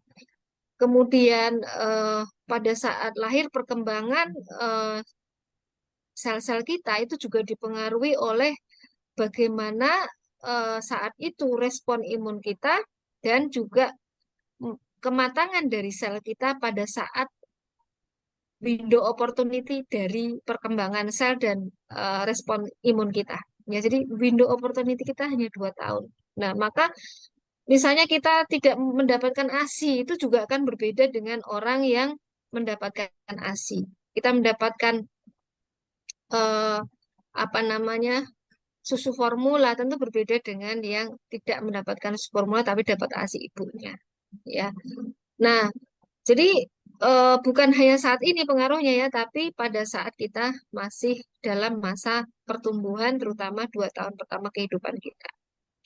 Nah, lalu juga pola hidup kita, ya, lingkungan kita, polusi di sekitar kita, pola makan kita, terutama pola tidur, ya, maka kalau ingin benar-benar berdampak yang signifikan segera terjadi, kalau gen kan kita nggak bisa ngapa-ngapain ya otomatis kita harus mengkombinasikan ya yang komprehensif tadi, yang combine rehabilitation tadi ya dengan eh, melakukan exercise ya, calorie restriction ya, bukan hanya mengkonsumsi usus-usi tentunya ya. Kemudian mengolah manajemen stres dan emosi kita ya dengan melakukan aktivitas-aktivitas yang meningkatkan religiusitas dan spiritualitas ya. Kemudian dengan mengurangi paparan-paparan zat yang tadi berbahaya itu termasuk juga ya. Jadi kalau misalnya kita tinggal di lingkungan yang polusi tinggi ya ada kalanya kita memerlukan menggunakan masker tapi yang didesain memang untuk mengurangi polusi gitu ya. Jadi bukan masker yang biasa yang justru akan menambah ya polusi karena kita menghirup kembali CO2 kita gitu ya. Tapi masker khusus yang memang didesain untuk polusi udara gitu. Atau dengan cara meningkatkan oksigen lingkungan dengan perbanyak lingkungan-lingkungan hijau di dalam lingkungan kita ya menggunakan filter udara dan sebagainya ini modifikasi lingkungan ya jadi memang tergantung dari banyak faktor ya multifaktor ya maka antara orang yang dia nggak punya kelainan genetik dan riwayat keluarga kanker dengan yang eh, tidak punya sama sekali tentu akan berbeda usia juga sangat mempengaruhi ya jenis kelamin mungkin juga mempengaruhi karena beberapa ada kaitannya sama hiperestrogen tadi ya perempuan ya perempuan kan dia mempunyai estrogen sedangkan laki-laki dia lebih rendah ya walaupun ada juga sebetulnya ya produksinya gitu. Nah jadi eh, ketidakseimbangan hormon ya itu termasuk juga paparan terhadap zat-zat yang bersifat membuat perubahan pada keseimbangan hormon. Ya, maka tadi perhatikan ya produk-produk yang terpapar pada tubuh kita. Ya, termasuk makan harus organik ya karena eh, paparan endocrinal disruption agent salah satunya adalah dari pestisida. Ya, Oke. Oke, semoga menjawab ya untuk tadi. Jadi tadi pertanyaannya sebenarnya dia cancer payudara aja dok, tapi saya hmm, generalisasi ke semua lah ya gitu loh, boleh jadi bisa ya. menjawab. Oke, oh ini ada yang mau tanya langsung dari Fortune Team. Boleh ya dok ya? Ya boleh.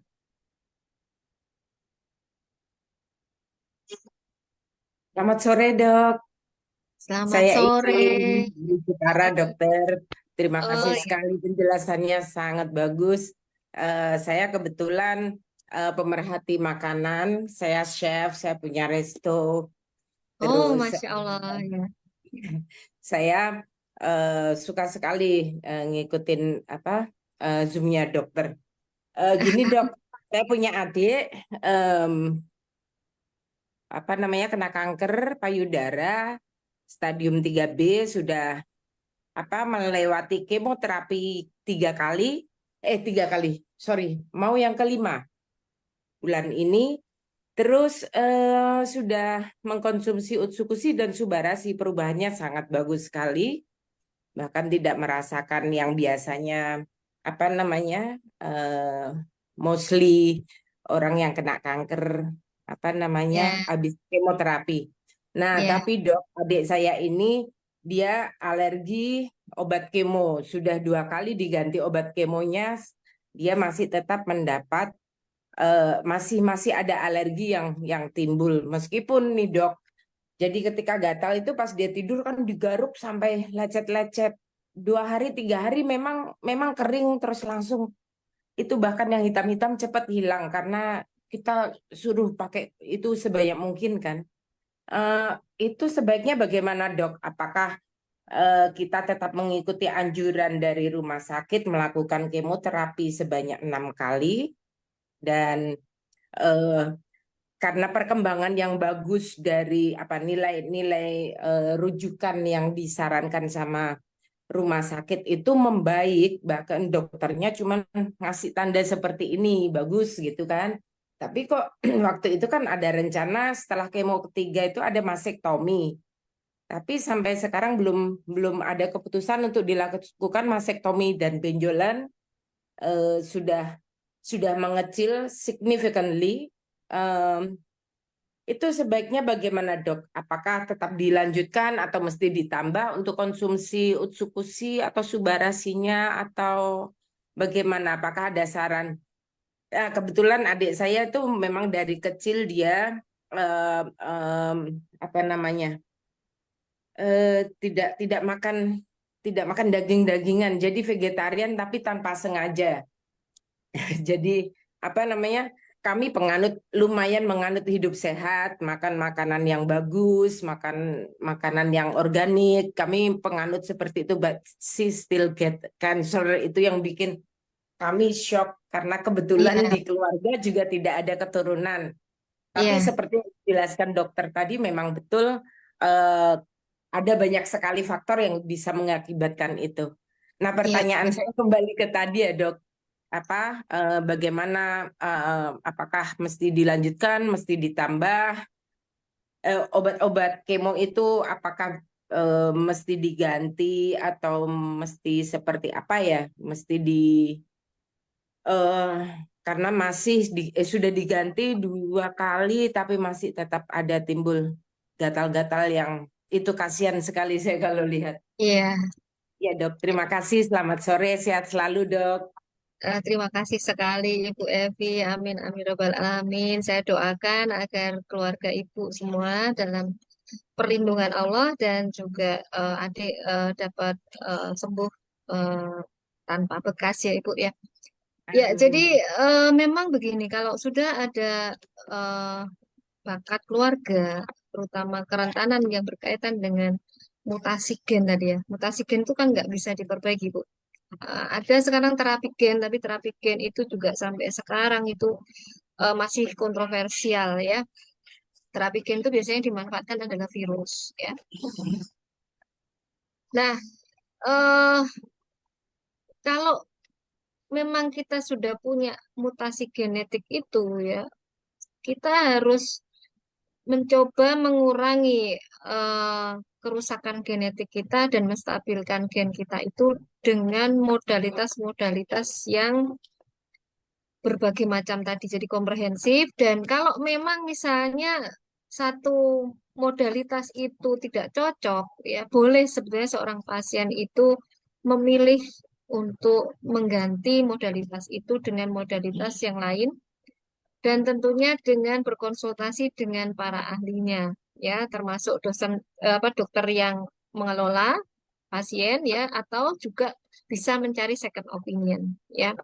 Teknologi untuk eh, apa membunuh sel kanker dengan regimen-regimen kemoterapi sekarang ini ada yang dia sudah targeted ya Bu. Nah, mungkin perlu dicari apa second opinion dari dokter-dokter yang lain yang bisa menjadi salah satu pilihan ya, termasuk herbal ya. Herbal itu salah satu pilihan, dan juga teknologi gelombang yang sekarang ini baru juga banyak diteliti, terutama di negara-negara Rusia ya. Kemudian bahkan kita punya inovator yang menggunakan teknologi gelombang dengan panjang gelombang tertentu ya, untuk membunuh sel kanker tapi tidak berdampak pada sel normal ya. Karena kalau regimen-regimen terapi yang umumnya banyak digunakan selama ini kebanyakan adalah berdampak pada semua sel yang dia membelah diri dengan cepat. Jadi nggak cuma sel kankernya yang kena, tapi juga sel-sel yang membelah diri dengan cepat, seperti rambut ya, sel kulit, kemudian eh, pada apa namanya eh, mukosa atau sel yang melapisi seluruh eh, rongga-rongga yang berhubungan dengan udara luar ya, dari napas sampai saluran cerna, lalu dari apa saluran kencing dan sebagainya. Maka efek samping dari regimen-regimen terapi itu akhirnya juga berdampak pada sel-sel itu.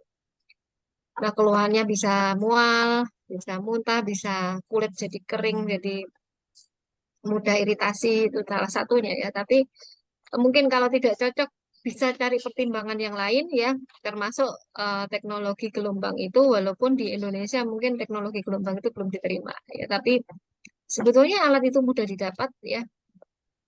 Dan eh, beberapa peneliti dari Rusia juga sudah melaporkan dampak positifnya ya. Mungkin Ibu bisa cari ya eh, informasi-informasi tentang itu.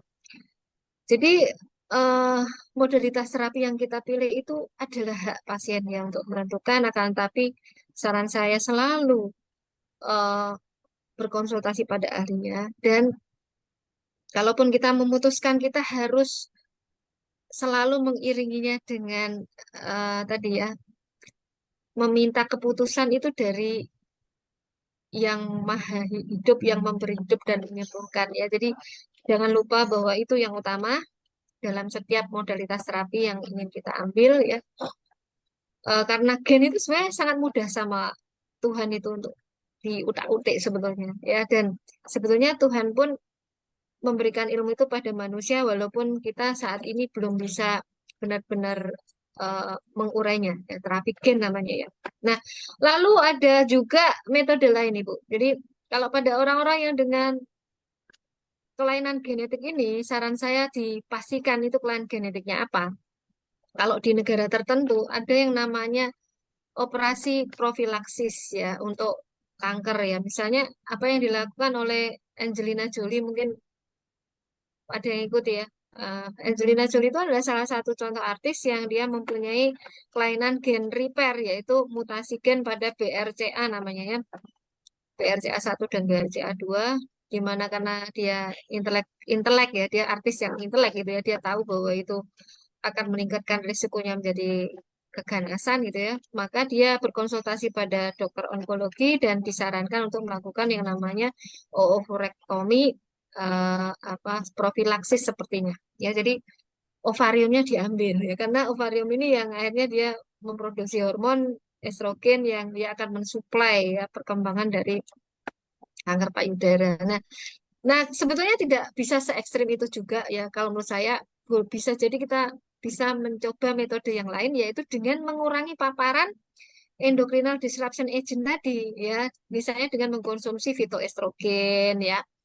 Lalu apa tidak menggunakan bahan-bahan yang meningkatkan estrogen dalam tubuh kita ya, seperti paraben tadi, menghindari paraben, SLS gitu ya. Jadi bukan hanya makanan yang kita harus organik ya, tapi juga semua yang menempel ya dalam kulit kita ya.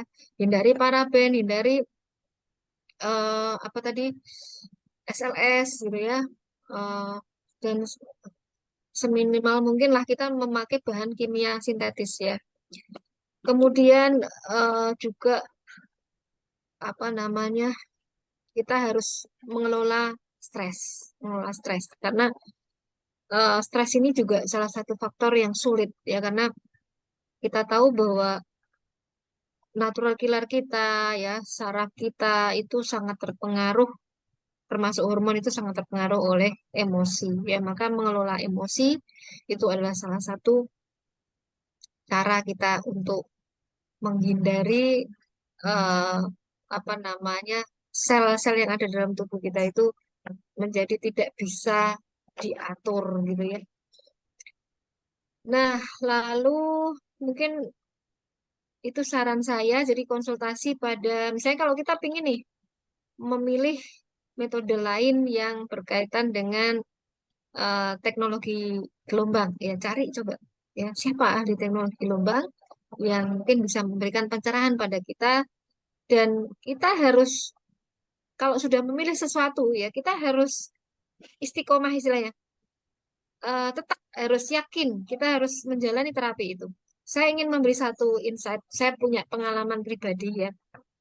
Saya tidak menterapi penderita kanker ya, tapi saya banyak mendampingi orang-orang yang sakit kanker, memberi support secara sosial dan juga memberi support bila mereka ingin eh, mendapatkan terapi-terapi yang lain tadi ya. Karena memang ada orang yang karena psikologis mau masuk rumah sakit aja sudah lemes kakinya.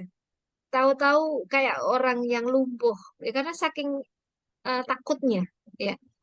Dan ini kita nggak bisa paksa dia untuk menjalani kemoterapi. Saya pernah mendapatkan dua orang pasien kakak adik ini punya bakat keluarga yang sangat kuat untuk menderita kanker payudara.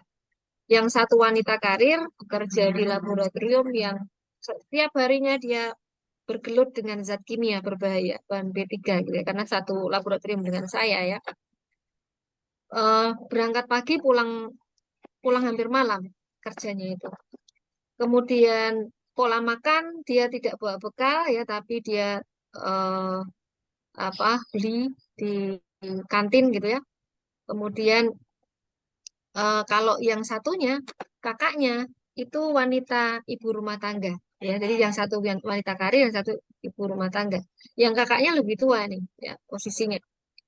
Sama-sama di atas 40 tahun, pada saat gadis pernah operasi pengangkatan tumor ya pada payudaranya karena didiagnosis tumor jinak fibroadenoma pada saat itu, dan ada riwayat dari budenya ibunya itu kena kanker payudara.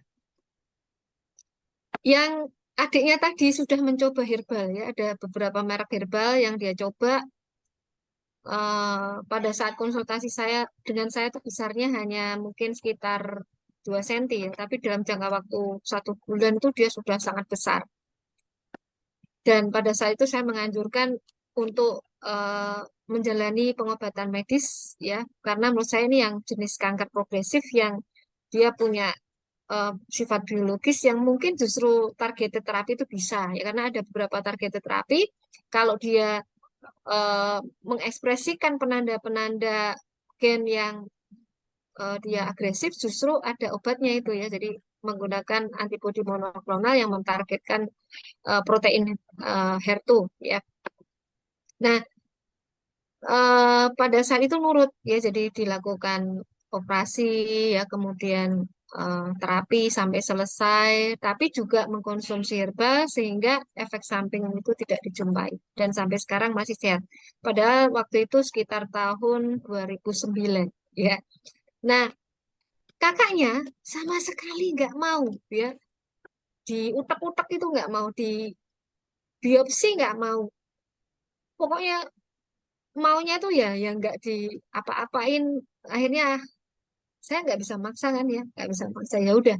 Tapi saya menerapkan comprehensive rehabilitation terapi yang seperti tadi saya sampaikan ya, bahwa beliau harus melakukan carolinization ya, benar-benar menerapkan pola hidup yang sehat. Dari pola tidurnya saya atur, saya bekali satu buku doa ya untuk meningkatkan religiusitas dan spiritualitasnya. Saya beri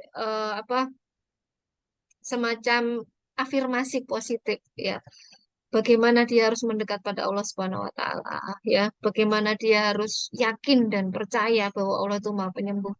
Kemudian melakukan afirmasi-afirmasi positif yang em, seperti salah satunya ya menganggap bahwa kanker itu adalah bagian dari dirinya yang sebetulnya harus kita anggap sebagai teman yang harus kita perbaiki walaupun dia itu jahat pada kita. Ya nggak?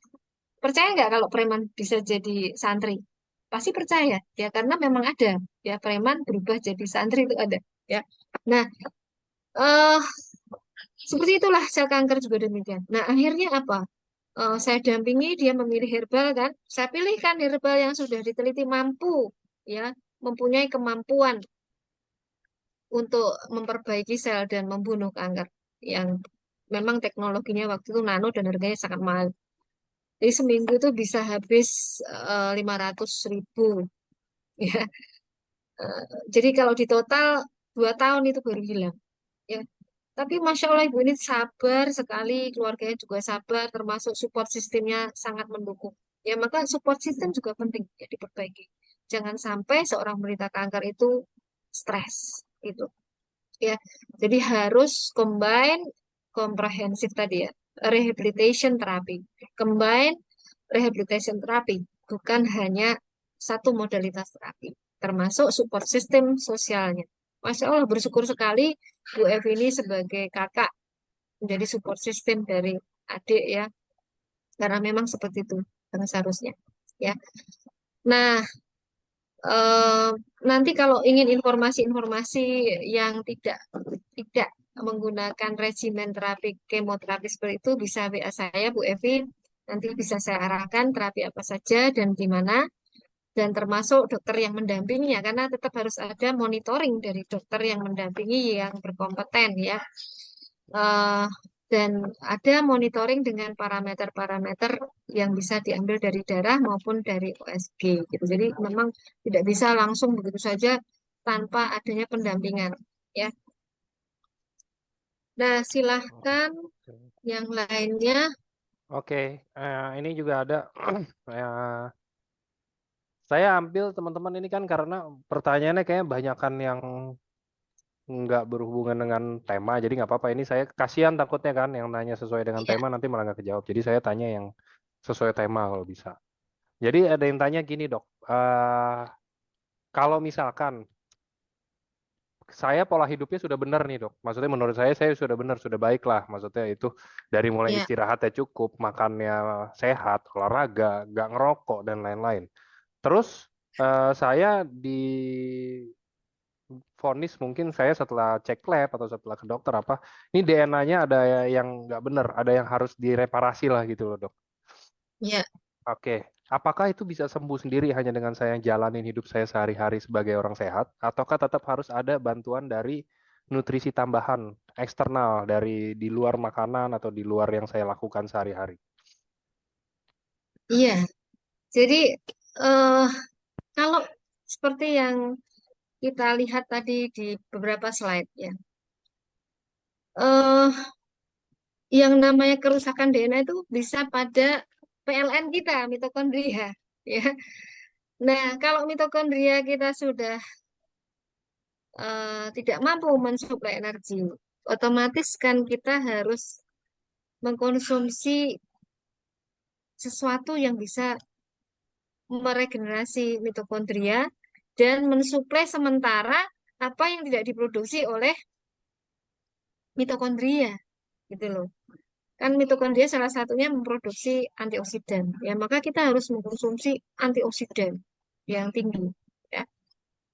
Kemudian mengkonsumsi sesuatu yang bisa memperbaiki mitokondria kita. Ya.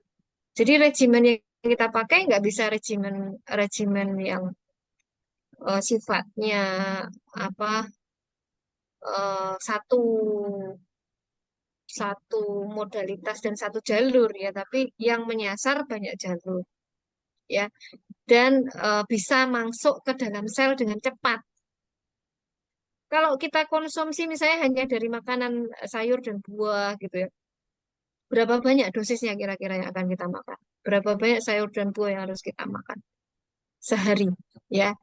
Padahal belum tentu eh, setiap hari kita bisa makan sayur dan buah dalam jangka yang rutin dan juga dalam jumlah yang banyak sekali gitu kan. Nah, maka teknologi superfood dengan nano itu adalah satu pilihan ya. Karena dengan teknologi nano ya, nutrisi dan bioaktif dari tumbuhan itu dia bisa dibawa langsung menembus ke sel dan ke targeted dari gen yang rusak gitu ya. Jadi misalnya gen yang mutasi, gen repair tadi atau pada mitokondria tadi ya DNA-nya rusak ya maka dia mentargetkan mitokondria gitu ya. Nah, jadi eh, orang-orang yang sudah punya kelainan genetik yang luar biasa, mutasi gen, hampir rata-rata penderita kanker itu mutasi gennya itu gak cuma satu ya, lebih dari 4 lah semuanya ya. Banyak penelitian yang menunjukkan bahwa ternyata paling tidak tadi ada berapa tadi? Ya, lebih dari 15 ya mutasi gen. Dan biasanya kalau yang terkena sudah DNA repair, itu gennya nggak stabil ya. Gennya nggak stabil sekali, mutasinya pasti akan beruntun gitu. Apakah dengan hanya tadi modalitas dengan pola hidup sehat itu mencukupi akhirnya? Ya, kita membutuhkan sesuatu yang dia langsung masuk ke dalam gen dan eh, apa namanya mentargetkan benar-benar lokasi di mana dia mengalami kerusakan gitu ya. Dan eh, tentunya juga kita pertimbangkan bahwa sekarang lingkungan yang tidak tercemar itu sangat-sangat jarang. Bahkan di Amazon itu ya, Amazon itu yang namanya merkuri ya, itu sudah mencemari udaranya ya. Oke.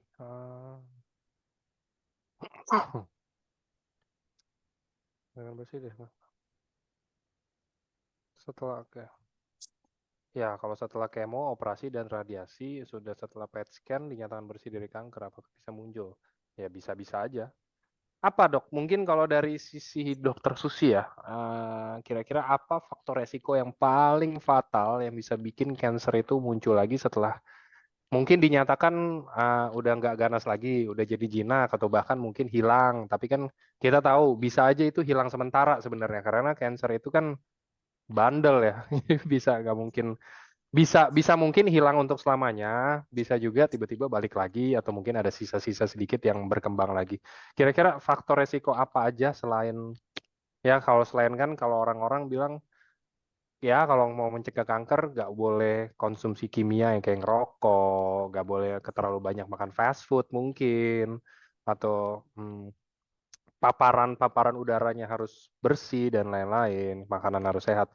Kalau dari dokter Susi sendiri ada lagi nggak kira-kira faktor resiko yang fatal yang bisa bikin orang udah punya jentik kanker atau mungkin bahkan dulunya udah pernah kena kanker terus udah hilang, terus yang bisa memungkinkan menjadi balik lagi itu apa aja dok? Ya, jadi orang yang dilakukan kemoterapi dengan dan radiasi ya karena tadi kalau menggunakan teknologi radiasi yang seperti yang ada sekarang dan juga menggunakan regimen yang ada sekarang yang bukan targeted ya itu yang muncul yang paling menakutkan adalah transformasi sel yang sehat yang sebetulnya tadinya sehat setelah kemoterapi dan radiasi muncul sel ganas jenis baru yang sifat biologisnya lebih agresif gitu. Yang ditakutkan seperti itu. Jadi ya karena dampak akumulasi dari kerusakan dari sel akibat efek samping dari modalitas terapi yang dia tidak hanya spesifik terhadap sel kanker. Ya maka kenapa sekarang ini banyak akhirnya ahli-ahli kuantum fisika gitu ya, kuantum biologi yang menciptakan metode-metode baru menggunakan misalnya kalau radiasi ya yang namanya terahertz frekuensi ya. Terahertz frekuensi itu eh, radiasi gelombang elektromagnetik yang dia frekuensinya di antara gelombang microwave dan eh, infrared yang dia bersifat selaras dengan frekuensi gelombang manusia dan dia tidak merusak sel yang normal, tapi dia memperbaiki kerusakan sel gitu. Nah, maka memang eh, itu bagaikan double SWOT ya. Bagaikan double SWOT artinya apa? Double SWOT itu. Double SWOT itu kan pisau bermata dua atau pedang bermata dua. Di satu sisi dia membunuh sel kanker, di sisi lain ya ternyata dia juga bisa memicu sel kanker jenis baru. Nah, tinggal waktunya tergantung dari faktor-faktor yang lain tadi, termasuk pola hidup, pola makan, dan sebagainya. Maka, walaupun sudah dinyatakan bersih, harus tetap melakukan comprehensive atau combined rehabilitation terapi, ya, yang meliputi tadi saya sebutkan, ya, termasuk mengkonsumsi makanan-makanan superfood yang dia bisa meningkatkan repair karena kesehatan sel itu kalau semakin tua akan semakin menurun keseimbangan antara kerusakan DNA dengan repair gen repair DNA kita itu juga kemungkinan akan semakin menurun ya. Jadi tingkat kerusakan DNA dengan keseimbangan dengan perbaikan DNA itu akan lebih besar kerusakan DNA-nya gitu. Maka kita harus mengupayakan ya mengkonsumsi superfood yang dia bisa eh, meningkatkan keseimbangan antara kerusakan DNA dengan repair gitu ya.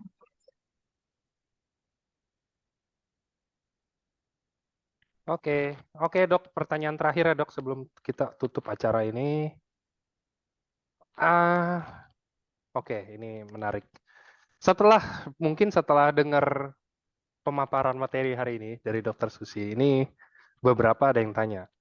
Saya jadi takut nih. Kira-kira kalau saya mau tes DNA, dok, kira-kira itu harganya kisaran berapa sih dok? Dan apa aja? Mungkin ada nggak? Saya juga nggak pernah ya. Saya juga nggak pernah tahu. Ada, Tapi mungkin, ada. tapi mungkin dokter bisa kasih kayak range dan apa aja yang harus dicek nggak gitu dok? DNA kan kayaknya nggak mungkin dong saya ke dokter, saya mau tes DNA. Biasa kan artis-artis doang tuh tes DNA kan. Ya kan? Nah kalau ini nih mau tes DNA untuk tahu apakah saya ada yang rusak atau enggak, Ya, mungkin keperluannya entah saya mau punya anak gitu kan, saya mau yang perfect banget, ya, saya nggak mau ada kelainan dan lain-lain, mengurangi resiko atau apa gimana. Kira-kira gitu dok. ya. Ada orang tuh yang saking aware-nya sama penyakit yang dia alami. Seperti Angelina Jolie itu aware sekali gitu loh. Dia punya riwayat keluarga, udah dia langsung periksa gitu. Kalau dia punya itu. Nah, pemeriksaannya namanya pemeriksaan sitogenetik ya. Dan itu bisa di laboratorium-laboratorium yang sudah melayani pemeriksaan sitogenetik. eh Ya tentunya harus dari rujukan dokter ya. Maka kita periksa dulu ke dokter, kita cerita ya tentang bahwa kita punya misalnya riwayat keluarga di mana keluarga saya kok punya penyakit menurun begini. Nah, apakah saya menderita itu? Dan sekarang konseling prenikah juga kalau yang aware banget ya seperti itu juga gitu ya. Mereka pengen diperiksa screening semuanya. Kayaknya laboratorium-laboratorium swasta sekarang sudah mulai nih ya melakukan seperti itu ya. Promo-promo pre-counseling eh, apa pada saat mau menikah ya pemeriksaan pemeriksaan pre-counseling ya premarital ya. Nah, eh, yang dilakukan seperti Angeles Jolie misalnya BRCA 1 dan 2 kalau satu parameter biasanya sekitar 1,5 juta gitu ya. Tapi itu harga lama ya, saya nggak tahu yang sekarang. Nah, nanti bisa ditanyakan di laboratorium swasta yang besar ya, seperti misalnya boleh boleh boleh nyebut merek nggak ini? Prodia misalnya ya atau lab-lab yang lain ya, misalnya yang sudah melayani itu ya. Nah, itu eh, bisa ya dilakukan pemeriksaan sitogenetik ya. Kalau sudah tahu ya, kalau saya ya lakukan tadi combine rehabilitation terapi ya, yang saya sebutkan di slide tadi. Boleh nanti slide-nya diminta ya. Silakan kalau mau minta. Apa saja sih ya yang dimaksud dari eh, combine rehabilitation terapi itu kan nggak cukup hanya dengan suplementasi superfood tadi gitu ya. Nah, yang paling paling radikal atau invasif ya seperti yang dilakukan Angelina Jolie. Kalau ketahuan seperti itu ya akhirnya dia minta saran kan sama onkologi, tergantung kebijakan masing-masing onkologis ya. Ada dokter yang menyarankan mastektomi mungkin ya, profilaksis ya. Ada yang begitu ya, tapi ada yang menyarankan misalnya hanya ovarektomi atau pengambilan ovarium gitu ya. Karena ovarium ini dianggap sebagai suplai dari estrogen gitu ya. Akan tapi ya ini menimbulkan dampak juga gitu yang invasif itu. Kenapa disebut invasif? Salah satunya kan karena menimbulkan efek samping. Nah, kalau ovarium diambil itu kan seperti kita dikebiri ya kalau perempuan ya. Kalau ovarium kita diambil akhirnya yang terjadi efek sampingnya kita menopause ya, menopause dini ya. Maka ya kita harus cari second opinion yang mana yang itu akan memberi insight kepada kita dan mana yang paling cocok dengan kita. Karena sekarang terapi itu berjalan akhirnya personalize. Artinya masing-masing person itu bisa beda-beda. Sama-sama kena kanker payudara. Tadi dua orang bersaudara aja, saran saya berbeda kan. Yang satu saya sarankan medis, yang satu karena dia nggak mau medis sama sekali, saya sarankan ya sesuai keyakinan dia gitu ya. Akan tapi dalam pendampingan ya tidak boleh kita lepas gitu. Ya, begitu Pak Angga. Oke, siap. Oh, Prodia aman, Dok. Prodia soalnya ada kerjasama sama kita. Aman. Oh iya iya aman siap. Ya, jadi itu ya teman-teman kira-kira ya. Semoga bisa menjawab dan karena kan hari ini temanya tentang rehabilitasi DNA. Jadi kita berkutat dengan segala hal yang berkaitan dengan DNA, berhubungan dengan produk kita yaitu Utsupushi Gold mungkin yang emang bisa membantu terapi teman-teman juga untuk mungkin mau yang rehab DNA, mau mencegah kerusakan DNA dan lain-lain gitu kan. Jadi saya mohon maaf untuk pertanyaan yang lainnya mungkin karena kan ini waktunya udah jam 5 nih ini aja kan. Kita dari tadi udah tanya jawab, dokter udah kasih materi dan lain-lain, udah ada yang tanya langsung juga gitu kan. Itu udah lumayan banyak. Nah, waktunya nggak cukup untuk kalau misalkan kita jawab semua. Mungkin nanti ditunggu aja di tema-tema berikutnya. Pasti ada yang sesuai dengan pertanyaan teman-teman semua. Kira-kira itu aja dan terima kasih untuk kesetiaannya masih bersama kita di acara setiap Sabtunya dan thank you untuk Dokter Susi untuk waktunya dan Sama-sama. sharingnya yang luar biasa dan membukakan mata hati dan telinga semuanya. Yes. Tentang tentang pentingnya menjaga kesehatan DNA gitu ya, Dok. Iya benar. Oke. Oke, ada yang mau disampaikan terakhir, Dok? Ya, jadi eh, makan itu menentukan kesehatan. Akan tetapi jangan hanya tentang makan ya. Hidup kita ini tidak hanya sekedar makan.